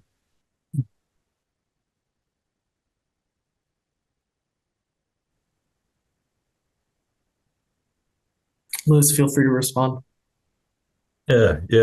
Uh, yeah, when it comes to theoretical versus practical education, I think you can walk and chew gum at the same time, you know? And I think you almost have to. I think for the sake of a mass organization, if we want to be, a mass organization as, we are in the student movement, necessarily, you're not going to be able to spend a lot of time, digging into, the most abstract theory possible. But what you can do is first show people that change is possible through practical action. And second, grapple with those theoretical questions by trying to draw people into spaces like this, or into organizations that do have, a theoretical vision. So, for instance, I'm a member of the Freedom Road Socialist Organization, and so we study very much constantly, and so I try to draw students in where I can, but I unite where, if we have to have a little unity of action before we get some unity of ideas, that's okay with me too. You can do both. Laurie, you raised your hand. Yes, sorry. The culture wars are literally my bread and butter, and I think the adrenaline was so high that I was like totally blanking. I needed it to come down for a moment and think. I think that question is a trap. I think falling into the culture versus Trump question is a trap that the Democrats set for us. And so we have to be very careful and how we allow that to play out. And basically, the Democratic Party basically failed that very clearly to play that game. They used it to encroach into our First Amendment right. They used it to censor us. They used it to, meaning the Twitter files were released. If you want to look into how they used it to censor us, our freedom of speech. I'm a trained journalist. I'm very opposed to using our encroaching into our First Amendment rights and to our civil rights and using wokeness to do that. But also like just the general idea of culture versus Trump. I work in the art industry. I think it also ruined art when one had to rely on identity politics to fight Trump. I think it's a huge failure of artistic practice. It liquidated art into a critique of a quote unquote critical approach to art. And the Democratic used it to make us afraid of Trump. And it really truly failed. First of all, it liquidated art. Second of all, it encroached on our civil rights when they took that approach. And I have an article in the Platypus Review on the culture wars extended on this topic. I have from 2020. I have 2 teachings on YouTube around platypus on this topic that are versions of that article. And I have an article on Cesura as well on the new culture war that I published exactly on the election of Trump in November of 2016, if you want to take a deep dive. Richard, you raised your hand. Yeah, on political education. I'd say that totally fine. I think of it as having 3 kinds off the top of my head, though I never thought of it quite that way before, but responding to this question, all this generality. One is how the world works, which is sort of Marxism writ large. And that doesn't mean necessarily a lot of study and a lot of reading. Some people have to do it. But in fact, in party clubs and in party cells, Communist Party cells, what I grew up with and was familiar with, was that there's weekly discussions. People make a presentation of what they think is going on, critique, analysis, debate. And so they learned in living situations, right? Marrying, doing, and thinking together with people who were theoretically informed. So that crucial, how the world works, and that is to say, sort of expanded notion of Marxism. Secondly, I think the most neglected kind, which is the practicalities of organizing for power. Beyond starting Lenin, the 47 volumes. How do we take organization seriously again today? Very little analysis of that, it seems to me. Almost nothing in DSA, in SDS in those days, or in DSA now, about what kind of mass organizations actually look like, how they operate, strategy and leadership, those 3 things. And then the third is daily practice, how you translate those into, what does practice look like? How does practice around immediate reforms relate to our larger strategy? This question of the abyss between daily practice, good organizing work, and socialism. How do you deal with that gap between them? So I think all 3 of those are subject for political education, analysis, and study. I think Platypus as an educational project gets attacked for doing nothing. And that is a very, I'm losing the words, meaning not only unjustifiable, but a wrong and incorrect attack. We do a lot in the education that we do and the theoretical that we do, and it is indeed not just theory, but it is a form of practice. And that kind of education and self-education is very much practice. Anyone that does Platypus will tell you. And so reducing it to merely some kind of theory, and it's very undialectical to put it like maybe a little too abstractly. But so I think trying to understand question of education more openly is important. And it's essential, meaning we are an educational practice, organizational project with a vision where we understand our task as educational. And yes, it involves a lot of theory, a lot of abstract thinking, but it has concrete elements as well in what we do, like events like this. Laurie, if I can ask you, because you were involved in Platypus and New SDS at one point concurrently, what kind of education was taking place in New SDS around its founding moment? Well, I wasn't in the New SDS around its founding moment. So sure. Platypus and the New SDS were founded at the same time, that is for sure. And it was both in Chicago at the same time, one at SAIC and the other University of Chicago. So of course I heard a lot about it. But it was like a big meeting at University of Chicago as far as I remember, but don't trust my memory. And we were like the 2 very different projects, right? And I did a New Left Forum talk, the Politics of the Student Left, that is transcribed in the PR, in the Platypus Review, and on YouTube in the Platypus channel, where I talk about the relationship of theory and practice of those 2 panels. And I say there, which I'll try to rephrase, which is I used to think that I was in Platypus to do theory and SDS to do practice, but I realized with time that was misconstrued, and that in fact, that was undialectical, and there was an element of theory and practice to both. But the education in SDS was very poor, meaning there would be meetings where I would like try to be like, can we talk about the meaning of democracy?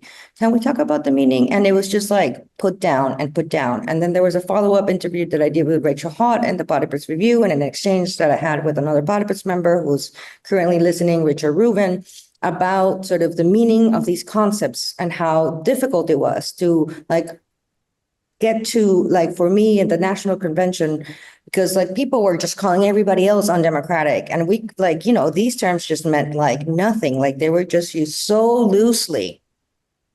There was no agreement, there was no education, like basically like, because I was a Latina and a woman, like I was like, I used to joke, I was like, the only piece I'm missing to be the president of this organization is to be a lesbian. Like they would have just made me the president of the new SDS. Like I was just missing that element, you know, because like my ideologies did not matter. Like some people didn't even know or care that I was platypus because my ideological background didn't matter.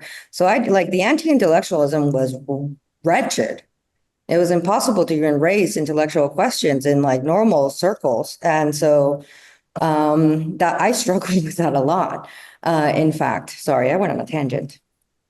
Earl, I wonder if you wanted to comment on the initial question, and Richard, I see your hand, Yes. about what kind of education was sort of sustained by SDS. And maybe if I can add to that, have the prospects for education or the education that can be accomplished through these kinds of student organizations changed? Have they developed or atrophied, or have they stayed the same?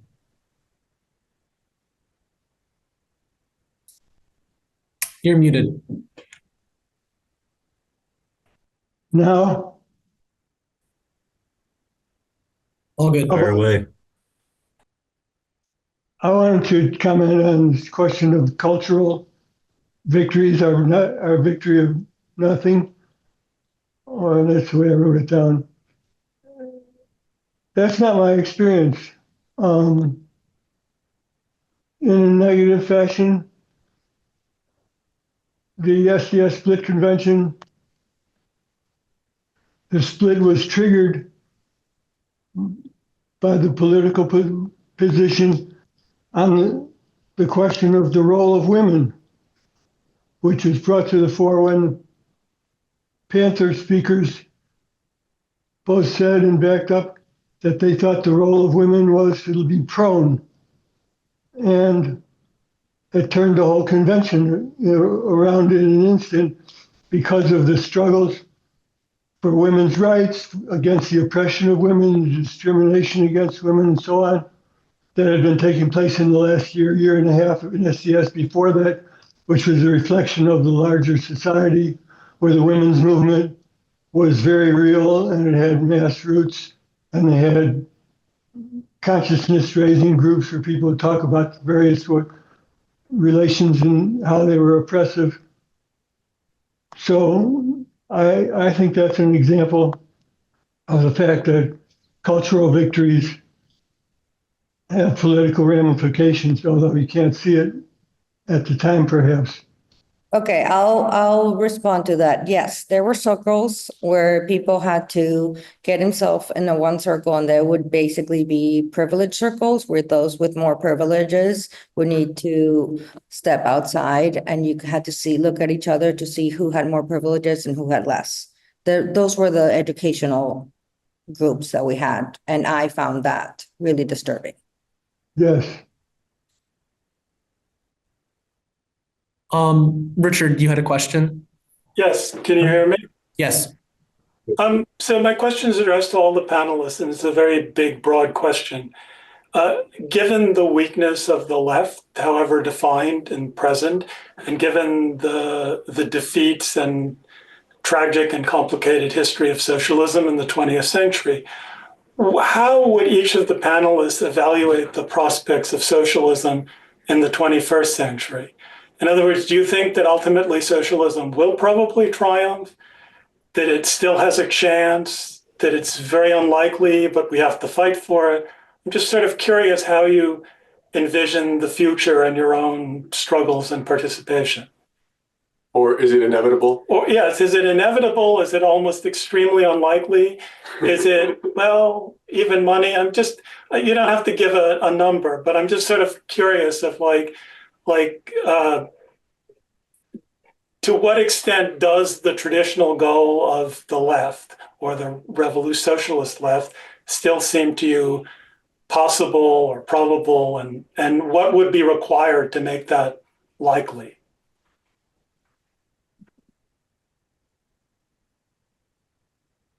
Maybe Earl or Richard could go first. Sure, I'll jump in and then. So I think socialism is still the correct, in the best sense of the word, utopian goal. The moral utopian goal that we need to uphold. But what we've learned in the past 100 or 150 years is this question of the extraordinary power of capitalism and the changes in the possible forces to oppose it. So I am very pessimistic about achieving, it depends whose version of socialism, of course, you want to talk about. But in a more moral sense, the fact of all human beings having dignity, respect, capacity, de-alienation, decommodification, right? Sort of, to me, some of the essential elements of the Marxist vision of socialism. I'm hard put to imagine it short of some kind of catastrophes. The intermediate step is this question of a transformative base of 60 or 70%, say, of the US population or internationally. What forces could overcome capitalist power? What is, to use Gramsci's term, the historic agent? And what are its organizational forms? So it seems to me that we uphold socialism as a moral ideal, as in the best sense. I'm a big fan of utopian thinking, in the good sense of the word. But the question for me, the pressing question is, what are the intermediate steps that point in that direction, but are addressable, attainable, plausible, and that we can fight for today? So, for example, around the current Medicaid fights, which are pressing, to me, one of the interesting things to be promoting is the notion of Medicaid, not Medicare, Medicaid for all. Medicaid is not an insurance form, it's provision of health care for people, absent this goddamn insurance stuff, right? Or at least getting most of it out of the way. So for me, an important step in the decommodification of human beings in healthcare would be Medicaid for all, as something that, as we defend existing forms of a important but very imperfect program, how do we at the same time help people understand that commodified healthcare is comparable to commodified human beings, and that our goal is to decommodify as many elements of life as we can, linking a current struggle to a socialist ideal. Very interesting. Can you hear me, Ben? Yes. Well, I want to give it a shot then. What are the prospects for socialism? Well, I can tell you one thing that's pretty much for sure. I'll be dead long before we find ourselves on the edge of on the edge of the revolution, having a chance of a prospect of success. I do think I like to focus on utopian, because if we don't have a vision of what we're fighting for, just fighting over immediate gains does not by itself open the door to a new way of living. And so I belatedly come to really see that there's having a utopian goal and being able to discuss it in a meaningful way, such as demodification.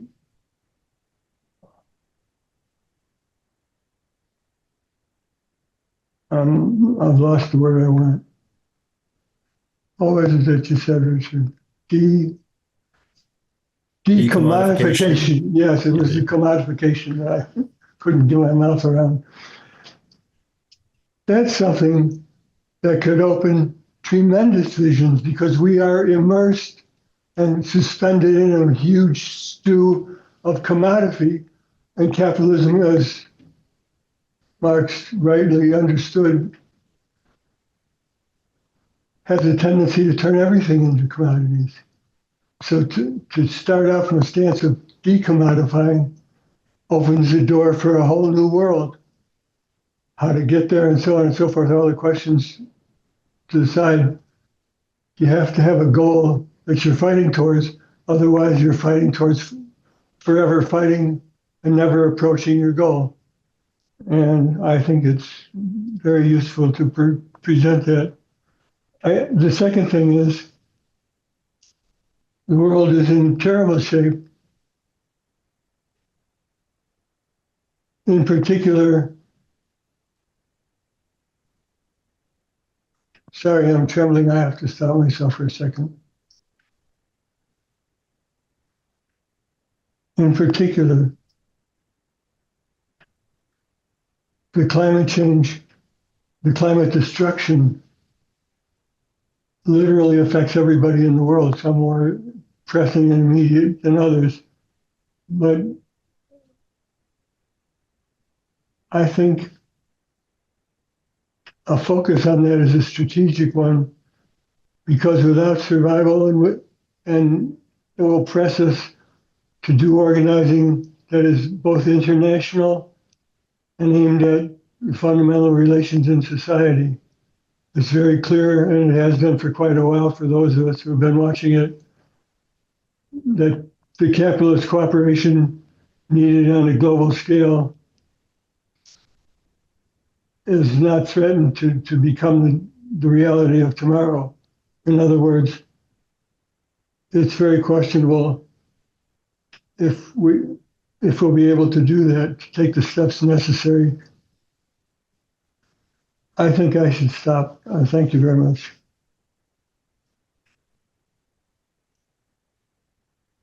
Liz, sure. Yeah. So I probably have a different understanding or a different perspective than Earl or Richard. Maybe this is, youthful naivete. We'll find out. Or at least I'll find out. But for my question, I'm also just going to very quickly take off the SDS hat because a lot of our members ain't socialists, and I think that's a good thing. But yeah, in a phrase, everything under heaven is chaos. The situation is excellent. The US empire is in decline. It's in a really fucking terminal decline, actually. And everyone can see it. You can see it looking out your window. You can see it in our politics. You can see it in objective economic data. The US empire is in decline. Young people are taking up new and advanced ideas.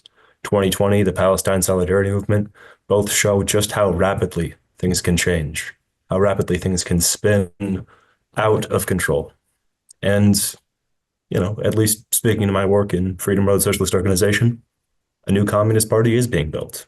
And I'm sure it's a controversial thing in this room, but I do think that is, in this Zoom call, I guess, an objective necessity for revolution.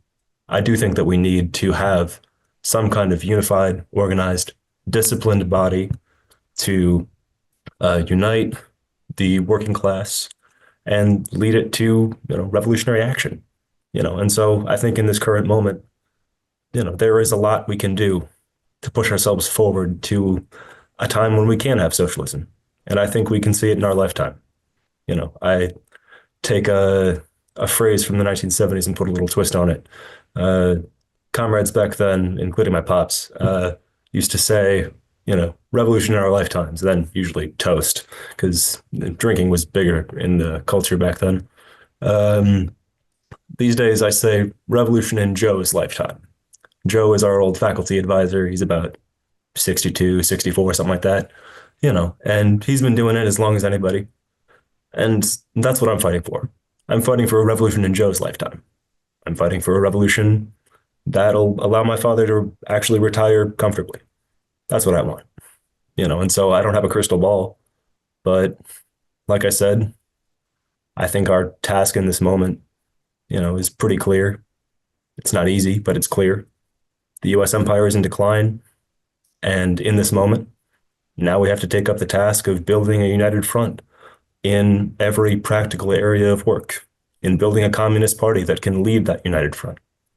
And hopefully when the next 2020 comes, when the next moment of, people being unable to live in the old way and rulers being unable to rule in the old way comes about, we will have a party that can take advantage. So yeah, that's what I got. Dear Liz, with all respect, don't believe the foolery and the shenanigans and the spectacle of politics. Do not underestimate Trump's and Elon Musk's ability to redraw the world map and to remake the US and the world in their eyes. Just saying. It is extremely unlikely that socialism will happen in the 21st century, but I still think it's necessary. So that makes it possible. I still am very drawn and hunted by the ideas of Marxism. So that has to mean something. But the critical issue is the fact that right now, I do think the conditions of capitalism are changing. I don't know what it's looked because I do think this year is going to be a year of mad chaos. I think Trump's second term is going to be a year of major transformation, not in the US, but in the globe. So ask me again in 5 years, Richard. And yeah, that's my answer. I'd like to exercise some moderator's prerogative. I know that some people had hands raised, but I'm wondering, at Northwestern, in this past academic year, we organized a panel called The Democratic Party and the Left. And in it, Professor John D'Amelio, who some of you might know, I'm not sure, said, this was, of course, prior to the summer, the left and students should not be like protesting the Democratic Party come the DNC, because we knew what happened in 1968. The protests led to Nixon winning. And so I'm wondering, sort of with retrospective, on the one hand, what was the role in student protests and the protests of the left in general on the changes in the presidency or capitalist politics more broadly? Did they have a role? What was that role? And was the outcome desirable, both in 68 and 2024? But also I'm thinking of Laurie's comments about how come Barack Obama's election that really inaugurated the closure of like a moment rather than an opening of it for the left. That's 4 questions. Treat it as one.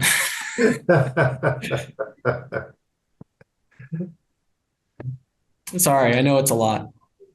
Well, I'll answer one piece of it, which is that I come from a classic sort of Communist Party approach to the Democratic Party. It's an arena of struggle.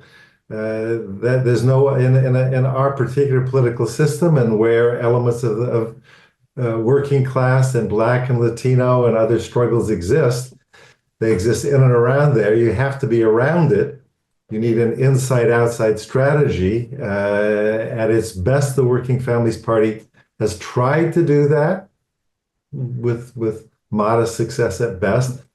But the thought that you wouldn't protest them, or at any point you wouldn't criticize them, seems to me I'm a big fan of John D'Amelio. I knew him in the 70s and the 80s. Good guy, good historian, but I don't agree with him about that. And I think I think the role, for example, of Uncommitted and Waleed Shahid's role in Uncommitted in Michigan is absolutely appropriate.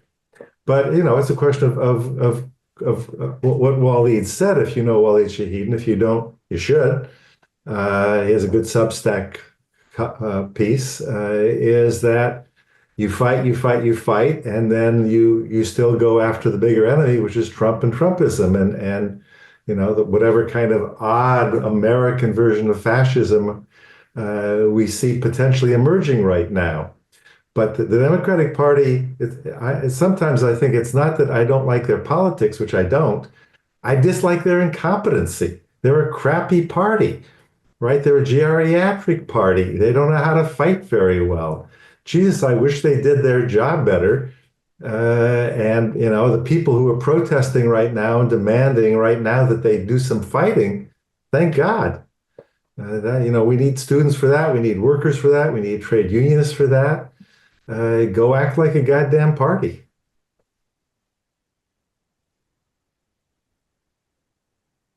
Liz, you seemed ready to go after that question. Feel free to answer. Yeah, well, at least for me, it has a special resonance because I helped organize the marches on the Democratic National Convention this time around. Um, and so I'll say a few things. I think, I mean, and shocker here, but I definitely have a similar attitude in terms of how to view the Democratic Party to Richard. It's an arena of struggle. It's a place where there are large sections of the people's movements, that are located within it. And I think to some degree, Barack Obama's 2008 campaign can sort of show that, in all of its contradictions and, difficulties of working within an organization that is so hostile to progressive change so often. But in terms of whether I think that the protests in 1968 or in 2024 had a progressive role, I think they absolutely did. I think in both cases, it took the elephant in the room and ushered it inside. In 1968 and in 2024, the fact was that the election to some degree had to be a referendum on US imperialism and US wars abroad. And I believe that the protests outside the DNC helped to force that into the DNC. I believe that from folks like Uncommitted, but also to, the very often side-by-side split screen news coverage of protesters outside and the DNC inside made it clear that the actual grievances and desires for peace, justice, and equality of the people outside could not be ignored. Now, the Democratic Party, as to some degree in 1968, they did again, decided to ignore that. And of course, they got fucking walloped. This isn't to say that Trump or Nixon were like political geniuses who expertly harnessed some silent majority. The Democratic Party lost because the Democratic Party decided to ignore the mass movements. They decided to actively spit in the faces of young people all over this country. And they also failed, I think, to address the real material needs, desires, and wants of, the masses of people who had no, dog in that fight. But yeah, broadly, I think the Democratic Party is an arena we have to be inside. We have to fight within, but it cannot be an end point, because it'll try to end us first. Following from these remarks, I wonder what you make of Laurie's opening remarks, where she says that in large part, Students for a Democratic Society and the New Left seemed to actually have its demand realized in the emergence of neoliberalism. I think that's an interesting reading of the demands of Force of Habit of Students for a Democratic Society classic. I think, if you both, you could read the Port Huron Statement, but personally, I'm more of a fan of the post-65 SDS, and I think to say that SDS was demanding, anything but an end to US imperialism, might be a little too simplistic. Which SDS are we saying had its goals fulfilled? And I'd say that evidently the end of the Vietnam War, can not be, maybe principally chalked up to the student movement and the anti-war movement. I think the resistance in Vietnam had a pretty big role to play there. But obviously it was brought to the fore. Young people, even after SDS was dissolved, or, more accurately, even after it split, Worker Student Alliance went on until 74. I'll say the demands raised were not for pure tokenistic identity politics or pure, cultural victories. The demands were for real material things. An end to bombing is a real material thing that was raised as a demand. Okay, A now new I feel communist like party I need to was. jump in. We all need to talk about why the ball was dropped on Obama. As in, like, I was why 6. I don't know. why is the question that anti-imperialism stopped to be relevant, right? Why is this relationship to the Democratic Party? But Liz, you have to at least reflect on it, and everyone here should reflect on the fact that anti-imperialism is an essential question. If it is so, and the Democratic Party, oh, we can work within it. It's essential to work within the Democratic Party. But all of a sudden, anti-imperialism question drops off the planet as an interest when there's a Democratic president in power. It's a real important question to reflect on, at least, now that we're together, now that all of you bring up the importance of anti-imperialism. I mean, if I may. Yeah, no, I just don't want to supersede the moderator. I'll say, I obviously was not, I was in a stroller at some marches in 2008, so I can't say that. But what I can say is I know that not every section of the left dropped anti-imperialism in 2008.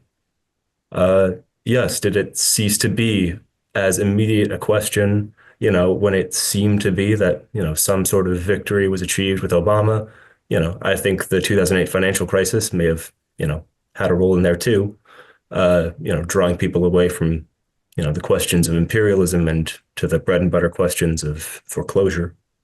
But in terms of, whether anti-imperialism can be actually a genuine force under a Democratic president, I just have to point you to the encampment movement, under Joe Biden and under Kamala Harris, who is, I think, a pretty good example of the Democratic Party attempting to co-opt a lot of progressive language without materially doing anything there. We still saw some of the most militant anti-imperialist movements kick off in this country that we've seen easily since the start of the Iraq War, and I'll say that happened under a Democrat, and it's going to continue under a Republican. Yeah. So I'll jump in. So a good book for Platypus is Richard Flack's Making History. Because one of the things that Dick talked about in Making History was that ordinary people don't want to live their ordinary lives, that workers go on strike only when forced to. They don't want to go on strike. They want to earn their salary. They want to have their daily life. They will go on strike when they see a possibility for victory, when they have to. People don't want to go to meetings every Thursday night. They want to stay home with their family. They want to watch television. So we as activists are asking people to do something very extraordinary. And we should, and we have to. It's crucial. But the demise of the anti-imperialist, I would have said anti-war movement. You're being a little too generous, I think, in calling it anti-imperialist, but whatever. By 2008, I think Liz is right about the financial crisis. Obama's destruction of Obama for America, Organizing for America in 2008 when he was elected, bad scene. But mostly when you're already weak, and we weren't that strong after 2005, when you're already weak, ordinary people say, oh, we're not doing very well. The war's going on and on. There's no draft. There's no immediate material issues going on. People make a decision. Why will I go to another meeting? Why will I go to another protest? Weakness and marginality are really horrendous things to deal with, right? You have a self-fulfilling problem of marginality and maintaining things. So look, even the extraordinary protests on campus in last summer when I lived 3 blocks from UC Berkeley, right? There were great protests there a year ago. At the start of the summer and subsequently, there's no encampments, there's no protests, there's nothing going on campus at this point. Not because the kids care less in some sense, because they don't see a way forward, right? There's not an organization powerful enough or big enough or strong enough to make it seem like, oh, I want to do this because no one wants, because the flip side is, who wants to hang out with losers? At a certain point, it's not fun to do that. It's valiant, it's moral. Some of us will do it because we have those beliefs and those habits of mind. And I like going to protests. That is my daily life in some ways. But I want to go back to one thing, because Laurie, I want to really strongly disagree with you that the new left led to neoliberalism. No, the post-war economic changes in U.S. capitalism and the fact that the U.S. no longer dominated the world economy meant that American corporations, starting by the late 60s, realized they wanted to go on the offensive against the working class. There are various ways they could do it, but what you saw was starting not with Reagan in 1981 with Patco, but 10 years earlier, you see American capitalism rejecting the so-called, détente with organized labor of the 1940s, 50s, and 60s, going on the offensive, right? Ideologically, you get Milton Friedman, Margaret Thatcher, you get Thatcherism, you get market supremacy. It wasn't the only way, but I honestly, you're giving the New Left too much credit. We were gone. We were gone by 1970. We played almost what. If you want to say what problem, if you want to try to link our weaknesses to later periods, I would say, for example, a critique I would make was that the New Left was anti-institutional. For example, we had a critique of welfare. We had a critique of mental institutions, right? We were against them.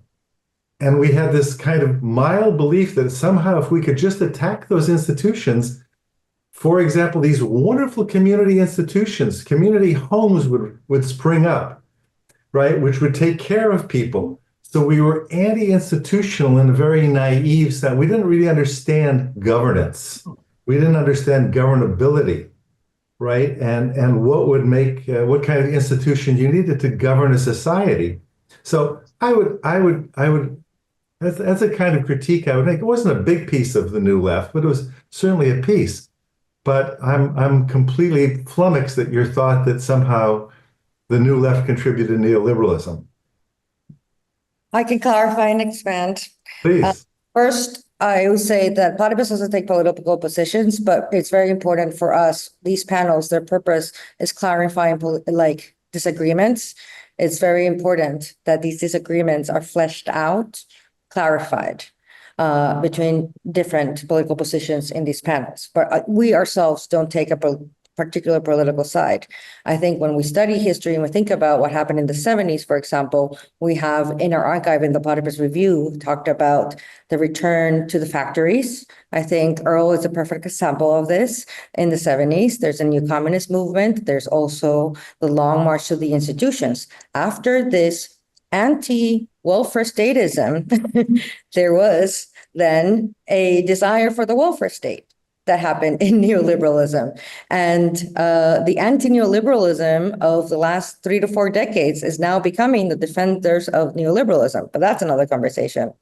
Something that we have not touched on at all, which I think is kind of difficult to address because we haven't touched on, and it wasn't in my talk nor anyone, is basically civil rights and SNCC. Or basically, I think that that's like another question to address the role of that and what happened in the 70s with the Black Power movement. And that, I think, it still remains to be explored in this Q&A. But clarifying disagreements was my original point to you, Richard. Why don't we move on to another question, because we're pushing on 2.5 hours. If panelists are happy to go a little longer, not the end of the world, but let's try to stick to it. So I'm one of what Richard called the losers, so I'm good to be here. Anthony from the University of Virginia says, or asks for me to recite, I would like to raise something Earl Silbar alluded to in his experience, the drive to, paraphrasing, be where things are happening on campus during his experience in progressive labor with the apparent rise of Students for a Democratic Society in the 1960s. It still appears that students have something to say, unique from the working class, even after the breakup of this original Students for a Democratic Society. What does this continued appeal of a student left have to do with Marxism? Did I hear that right? The appeal of a student left, what has it got to do with Marxism? Yeah, I think the question Anthony is raising is that SDS seemed to set the ground for like student politics, student demands. Can we treat that as in line with or analogous to Marxism, or the role it would play in politics? Of course, Anthony, if I'm butchering it, please correct me.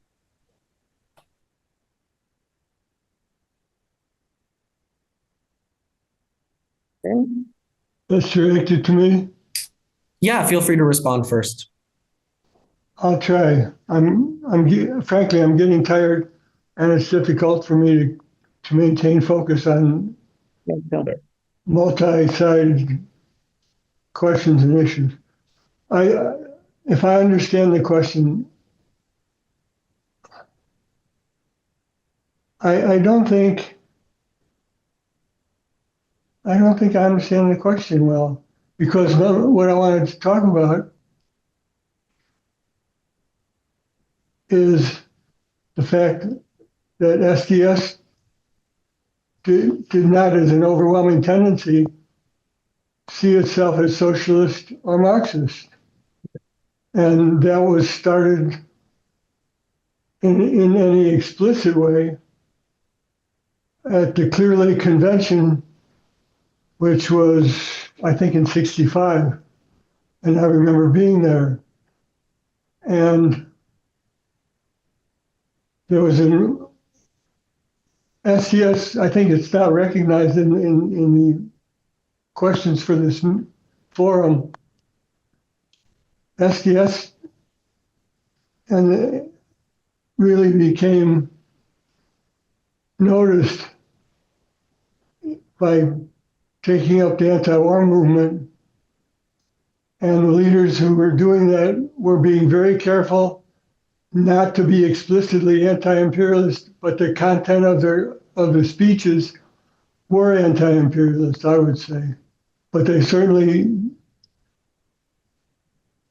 SDS did not see itself in any way as Marxist did. That only evolved when the Workers' Student Alliance was gaining support, because it made sense to build a strategy that relates to the working class, because of the simple fact of the strategic position in creating value for a capitalist society. And I don't recall any openly Marxist analysis or presentations that were made before '65, '66. And I was in fairly early. So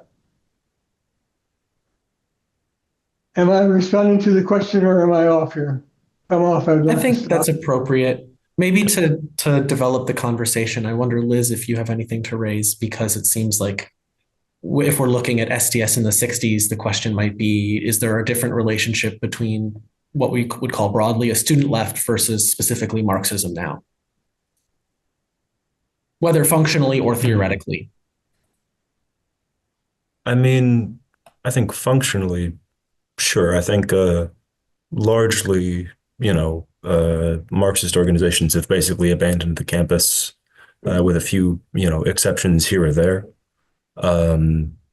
Most student politics today is, progressive liberalism, abolitionism, a lot of the new fun isms that have, sort of popped up, but that, the student left as such is, still very small compared to the 1960s. Just being frank here. I think at its peak, SDS had something like 400 chapters, and while organizations like SJP can, say similar numbers, there's not as much of an organizational tie or concrete structure in the same way. I think it's a distinct thing. In terms of how Marxism relates to the student movement, I spoke to that a little, but I think, the student left does have to take seriously the fact that, as wonderful as the ideas are that we are learning about in school, as wonderful as the ideas are that we're hearing about from professors of philosophy and professors of political science, we're not the first people to do this. We're not the first people to go out and say we want to change the world. And that's why I appreciate what Platypus does, in terms of discussing this past. But I think the real issue with the student left today is that very often it throws the baby out with the bathwater. It says Marxism has no relevance to me because of what I heard in, a class about, Marxism being or lacking some intersection here or there.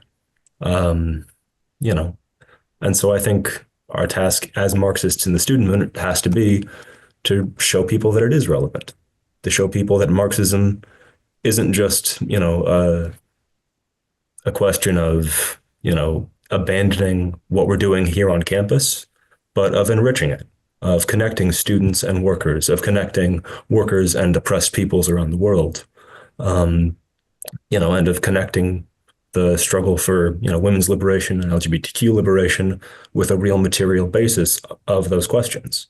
And I think, we have an uphill challenge or an uphill hike here, but the only way we can do that is by jumping in feet first and trying where we can to intervene against these ultra-left tendencies and against the petty bourgeois professors who would, like us to believe that this is the end-all be-all.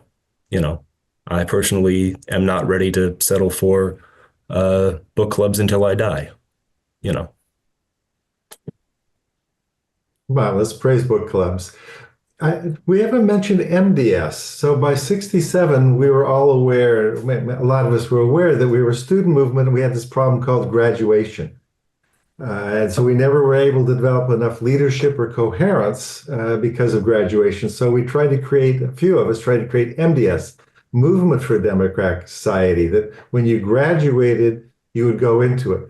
We never were able to make it real. And then we created New University Conference, which was another attempt, but it had a lot of academics, but it never actually had a real vital life of its own. So that problem, it looks like there's some interesting synergies, which I don't quite get, but I'm intrigued by between Platypus and new SDS. Platypus, that's one of your responsibilities, goddammit. Laurie, I hold you personally responsible. How do you make sure that the new SDS has a place to go when they graduate? Well, they have a place to go now. Where? Platypus. Say more. Platypus has over like 50 chapters across the US. Like, it's insane. We got we have over 400 members teaching people Marxism, like Marxist education. Yes, reading groups, public fora, publications. Like, we're real.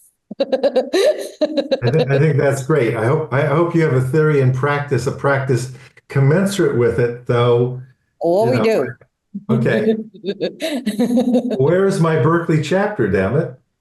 Well, there's been one in the past. I'm not involved in the East Coast stuff, but there is definitely East Coast. Like, I will connect you with the East Coast.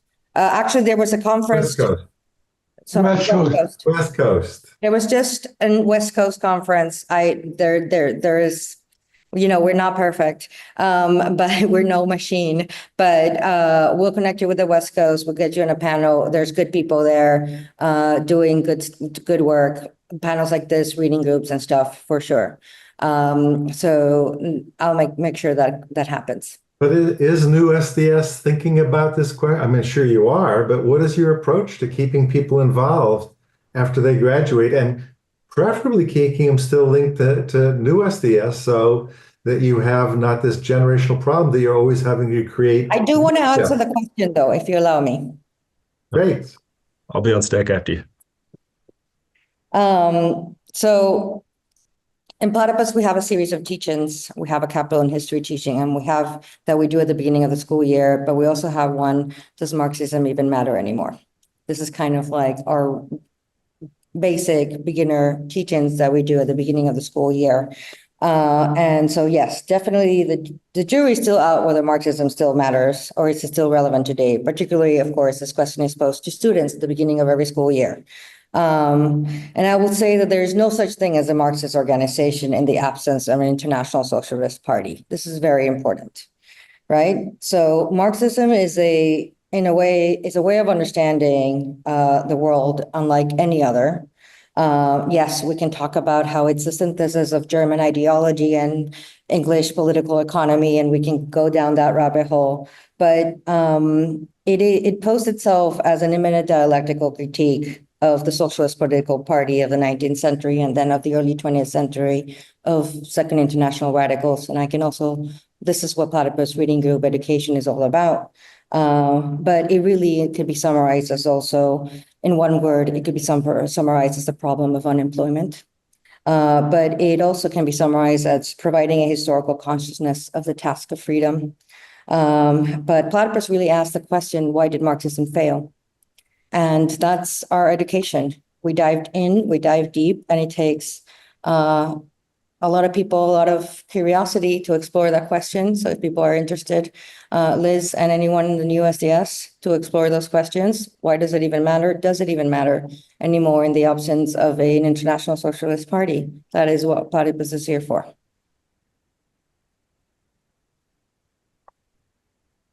Gabe, I know you had a question. Yes. So the question of anti-imperialism has been raised several times. And one thing that was interesting about the original SDS and also the new SDS in 2006 was the focus on other questions about civil rights, Black Americans in the 60s, non-citizens in 2006, the immigrant rights march in Chicago. I think Laurie mentioned that. Whereas the present SDS seems mostly focused on Palestine and not, curiously, the war in Ukraine. Is this difference a good thing? Or does that mean that the new SDS is even more precariously dependent on the war? And I'm kind of curious to hear about, from Richard and Liz, of course. Liz, why don't you go first? Because I also realized I cut you off in the thread of this previous question. Oh, yeah, sorry. Oh, that's fine. Yeah, well, it honestly segues beautifully, so I'm happy with that. So I'll say, I think it's not quite accurate to say that we're exclusively focused on Palestine. That certainly got us the most media coverage, but our campus campaign has been around defending our cultural centers, ethnic studies programs, and ending cuts to our colleges. So UIC is mostly working class school, and so we're fighting to keep UIC from cutting 3 of our colleges and closing all of our cultural centers currently. We're talking about making UIC actually, as an institution, stand up to Trump and forcing them to, essentially be held accountable to the students and workers that make it run. And campaigns like this, but with particular issues for particular conditions locally, are our bread and butter and have been for a while, at least as long as I've been in. And this gets into how we keep students, after they're students, in the movement. We unite with forces off campus. We organize alongside groups citywide and nationwide. Marching on the DNC was one thing, but also here in Chicago, we have been, very active in union solidarity efforts, in organizing the first rallies against, Trump's inauguration and against, his, racist anti-immigrant agenda. I think, what day is it?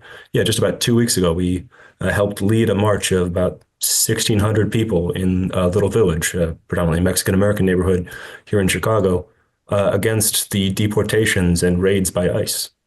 And so showing people that there is a horizon past academia, showing people that, they can be involved in this movement after they graduate. And for me personally, meeting people involved in the union movement was a big part for me. I think like a lot of people in, universities, I thought, oh, I'm going to get my way out. I'm going to get into my, lovely middle class comfortability. Not anymore. I say, fuck that. I'm going to go work UPS. That's my job. That's my goal. And that's what I'm doing after I graduate, And I think that's something that a lot of students are taking up now. I know at least a few people at UIC, and I know a lot more around the country.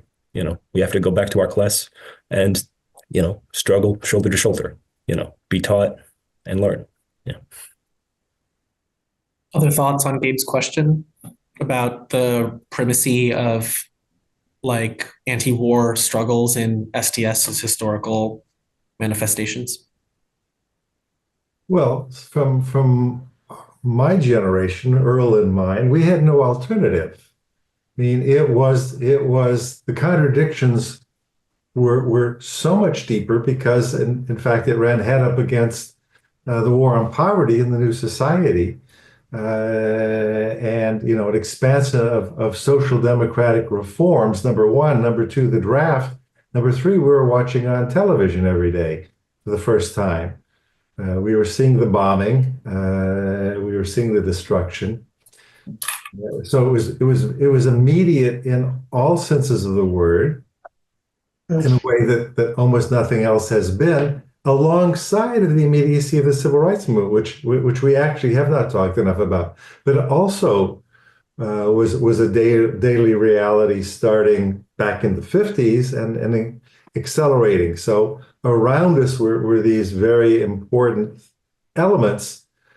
The collapse of the Black liberation, the destruction of the Black freedom movement, the FBI and police destruction of it, in the late 60s and early 70s, and our own self-destruction in the white student left, was a political tragedy in some ways. I would agree with an earlier comment, I think, from Liz, that I actually wouldn't give the student, the white new left, I'd give us some credit. We raised Vietnam sharply.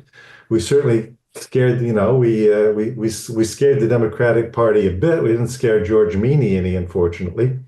But I give the bulk of the credit to ending the war in Vietnam to the Vietnamese, not to us. So I mean absolutely. That's just a different estimate. Today, it's the question of power. I would like to strike, Liz, I propose that we strike the word movement for the next year and a half.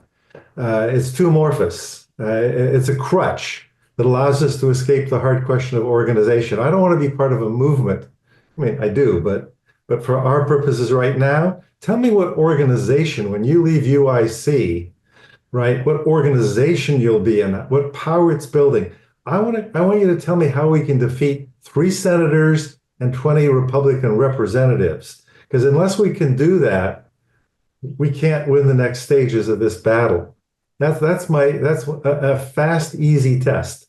Don't tell me who I'd like to win, but first who I can defeat. If I could defeat some of these sons of bitches, I would be a lot happier, and that takes organizational muscle. That's not a movement, that's organization. I'd like to make sure that I'm Leninist in that particular sense. I'd like to make sure there's time to get to Alan's question. You want me to ask the question? Yes. Okay. This is particularly directed at Liz, because my question is, and this is kind of just like off personal experience from just looking at random schools and their left groups, which is, why would somebody join New SDS instead of YDSA or like any of the other kind of prevalent left groups, which seem to be coalescing around anti-Trumpism and the Palestine issue? Or if one could join all of them, then why are they separate? I think that's a great question. And I'll say, first, I have a lot of respect and love for, maybe love's a strong word, but I have a lot of respect for people doing work in YDSA, in Students for Justice in Palestine, and in the various left groups on different campuses. So I'll get that out of the way. I think SDS is distinct insofar as we have, as a basic foundation of our, actual practice, unity of action, not of ideas. I think a lot of campus left groups get sort of caught up in, purity politics, in deciding who can and cannot be in their club, who can and cannot, be active with them and do work with them and struggle with them. And for SDS, it's pretty simple.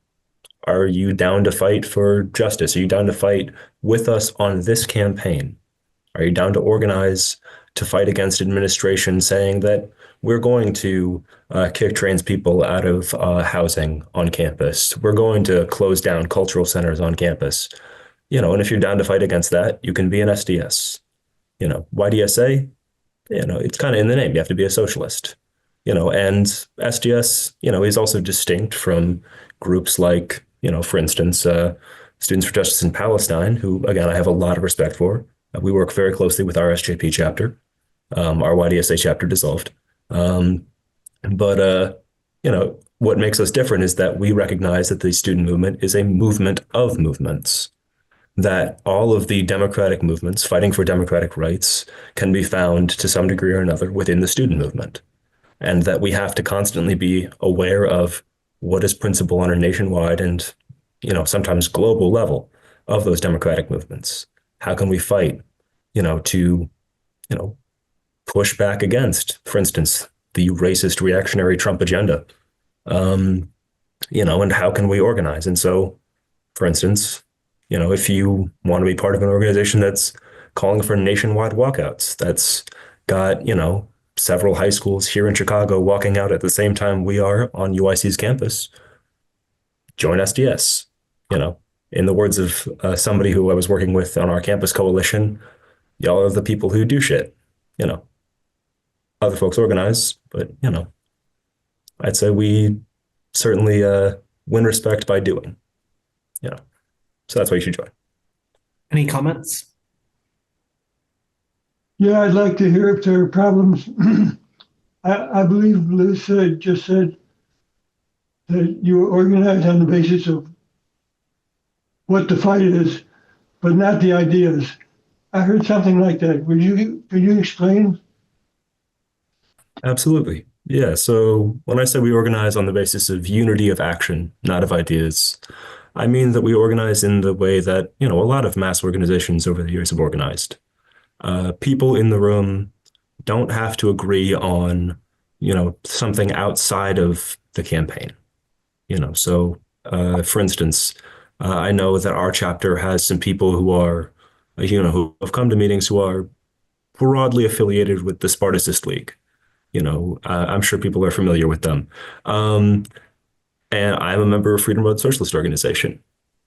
I personally would not spend a lot of time in that meeting, relitigating the Moscow trials. History repeats itself. Yeah, they showed up to our Chicago convention too and heckled. It was really funny. I've never seen a 68-year-old woman get booed so hard. But I'll say, yeah, and it does cause problems sometimes. Don't get me wrong. And there's a reason I'm not just in SDS. I'm also in Freedom Road Socialist Organization, and I'm part of a broader project to build a new Communist Party. But I think it works pretty well because, if you're passing out leaflets, if you're talking about the direct issues that you're working on day to day, you don't necessarily have to agree, okay, which is our favorite? What is to be done? Or state and revolution? Where are we starting from here? Okay, if you're responding to me, it's yes, very clear. Thank you. Thank you. I'd like to. I hope that what I said in my panel please was made very clear. Richard Healey was like laughing at like the repetition of things that happened to like the New Left to him and the SDS as Liz was talking, and everything that I said, or a lot at least hope that I said about repetition of things as Liz was talking, it was just all there. I'm still struggling against the renegade Klonsky. Okay, Mike Klonsky, I'm coming for you. That's all I'm saying. He declined participating in the panel. I reached out to him. A tragedy. Wow. That's important. That's important to register, right? Like some people don't want to talk. Also important. Well, being on a panel with Klonsky, I'm sorry. you said a lot of people don't want to talk. Well, I'd said that I'd reached out to Klonsky for this panel, but he declined. And Laurie, you said that some people don't want to have a conversation like this. Yeah. And that's important to have on the record. Okay, thank you.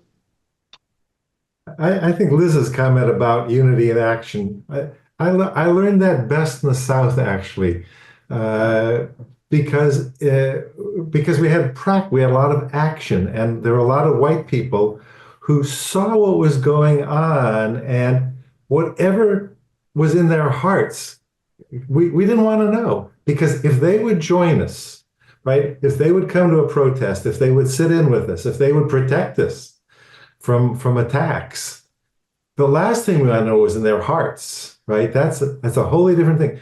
But if we could have unity in action, then we could succeed. And if we had put a higher criteria on, the movement in the South would have had an infinitely harder time. So, well said, Liz. And one of my favorite Spartacus story, besides that they have great headlines, you have to look at their headlines in their paper.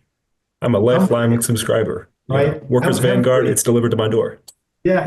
No, my favorite was Humphrey Colin, Dead at Last. I was like, whoa, yes. And they inspired me to lying in a way that nothing else has ever done. In debating them about Lenin, I would say, volume 35, he said X, Y. Who knew what Lenin said in volume 35? But I could make up quotes faster than they could. Then it was a good day for me. Early Platypus days in Chicago, many of us would be subscribed. Sorry, Ben, but you have to let me tell the story because having this on the record about the Spartacus is important. We would all get it and we wouldn't open it and we would compete. What is the headline this week?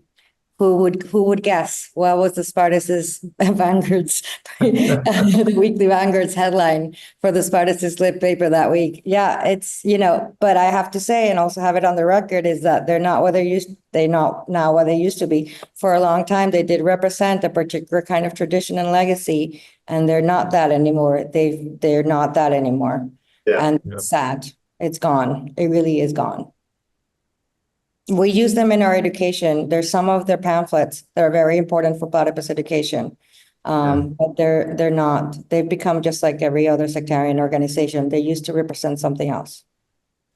I'd like to offer all the panelists opportunity to give closing remarks. And if you'd allowed me to read a quotation that's actually from an article that Laurie wrote back in 2008. She says, "The majority of people in SDS can only organize actions in frustrated reaction to the deplorable situations in which they find themselves.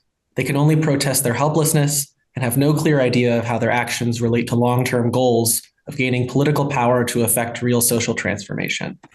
Of course, this is in the context of a broader article, but I wonder if panelists in wrapping up could maybe ask, is this an appropriate judgment? Has the situation changed since then?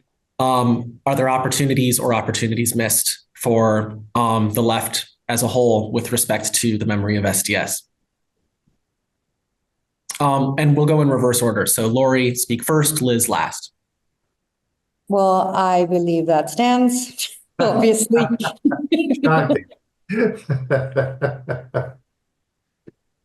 Do you want to add any other comments to wrap up your thoughts? I really appreciated the fact that this was able to be a multi-generational conversation. I think that that's extremely important part of the Platypus project. A multi-generational SDS panel has been some long time coming, and that I look forward to reading the transcript and reflecting on it further, keeping in touch with all of you, and hope some form of conversation can continue. Good. Earl? Just two things. I'm very tired, so I don't know if I can be coherent. I'll try. The first thing is just an anecdote. My introduction to Trotskyism and the Trotskyist movement in this country was to the SWP with the anti-war demonstrations on a single issue basis, and the Spartacists, who had a slogan that was all Indochina must go communist. And I always wondered, who in the hell did they think they were talking to? So can somebody here with a background explain that to me? Because I thought what my experience was, the Trots, quote unquote, are either crazy or they're opportunists, and I wasn't interested in exploring further, really. So. Oh, I can't believe you're asking that question in your 80s, Earl.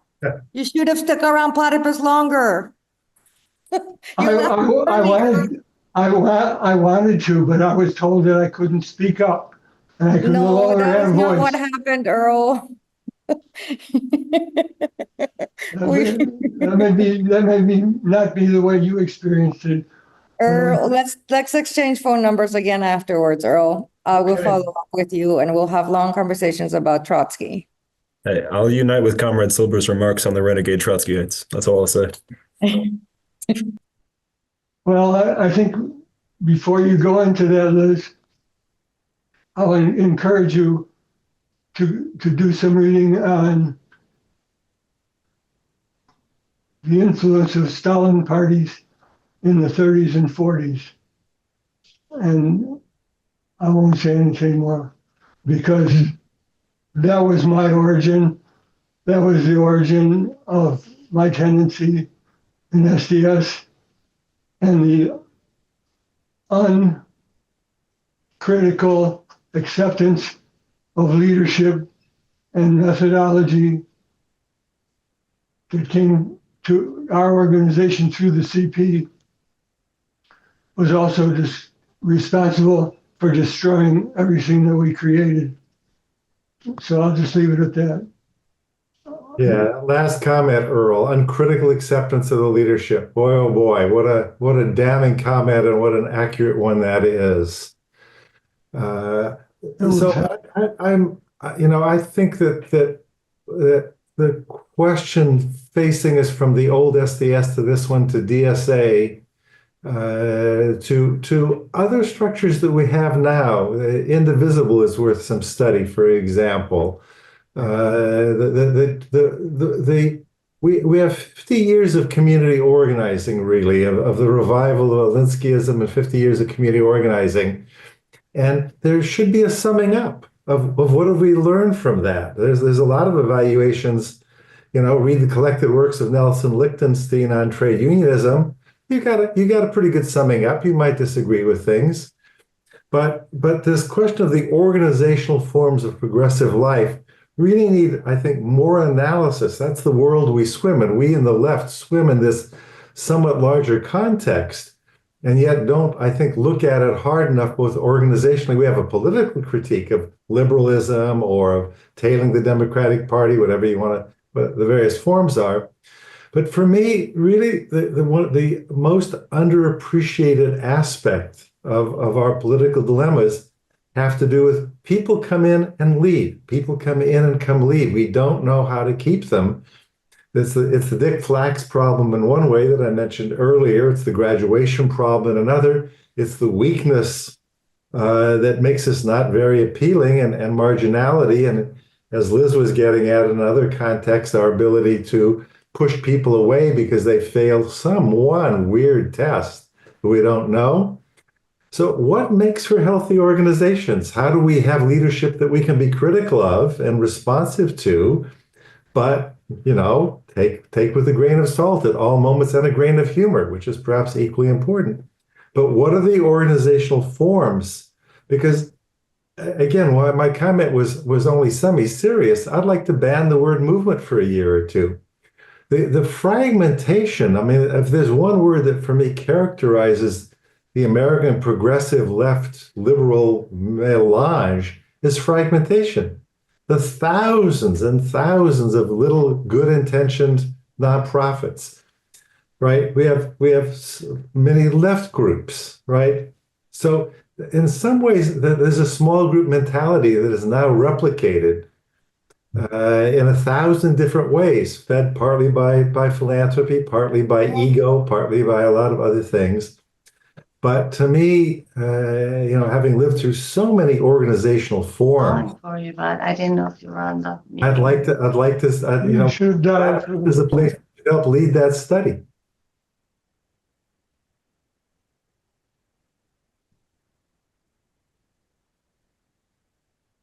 By the way, I'm always glad to give advice to other groups about what they should do. So if you need more advice about assignments to take on, I'm the guy.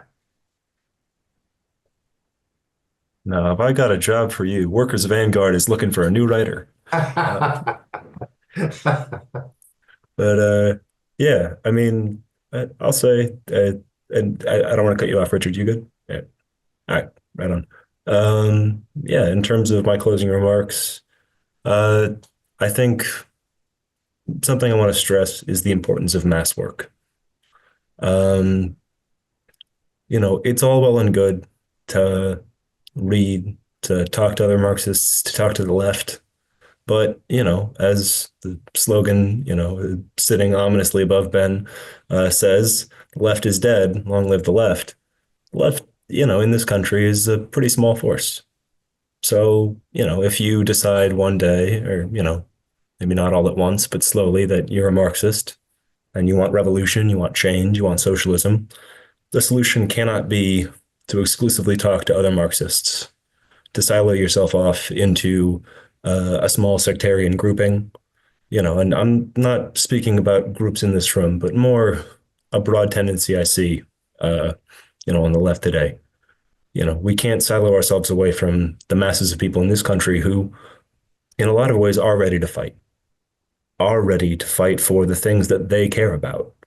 And if you go out and listen and organize with them, they'll tell you what they care about, and they'll tell you what they don't care about. And you have to go from there, to meet people where they are, not where you would like them to be, I think is something I'd like to leave people with. And I think that's something that the old SDS, the original, the classic, did very well. I think it met the moment in a real way, and while ultimately irreconcilable contradictions within it, whether on, the question of women's oppression or the question of national liberation, it's a debate there, broke it apart. And I think new SDS is taking up that same mantle in terms of actually going out and saying, we are going to meet students where they are, because students are ready to fight. And they need people who are willing to act as headlights and not taillights. And if you want to be headlights, you got to be in the car, Thank you, everyone, for your comments. If people would like to give a round of applause via the clap emoji, feel free. If you have questions for any of the panelists or would like to get in touch with them, feel free to reach out to the Platypus Northwestern email. I can get you connected.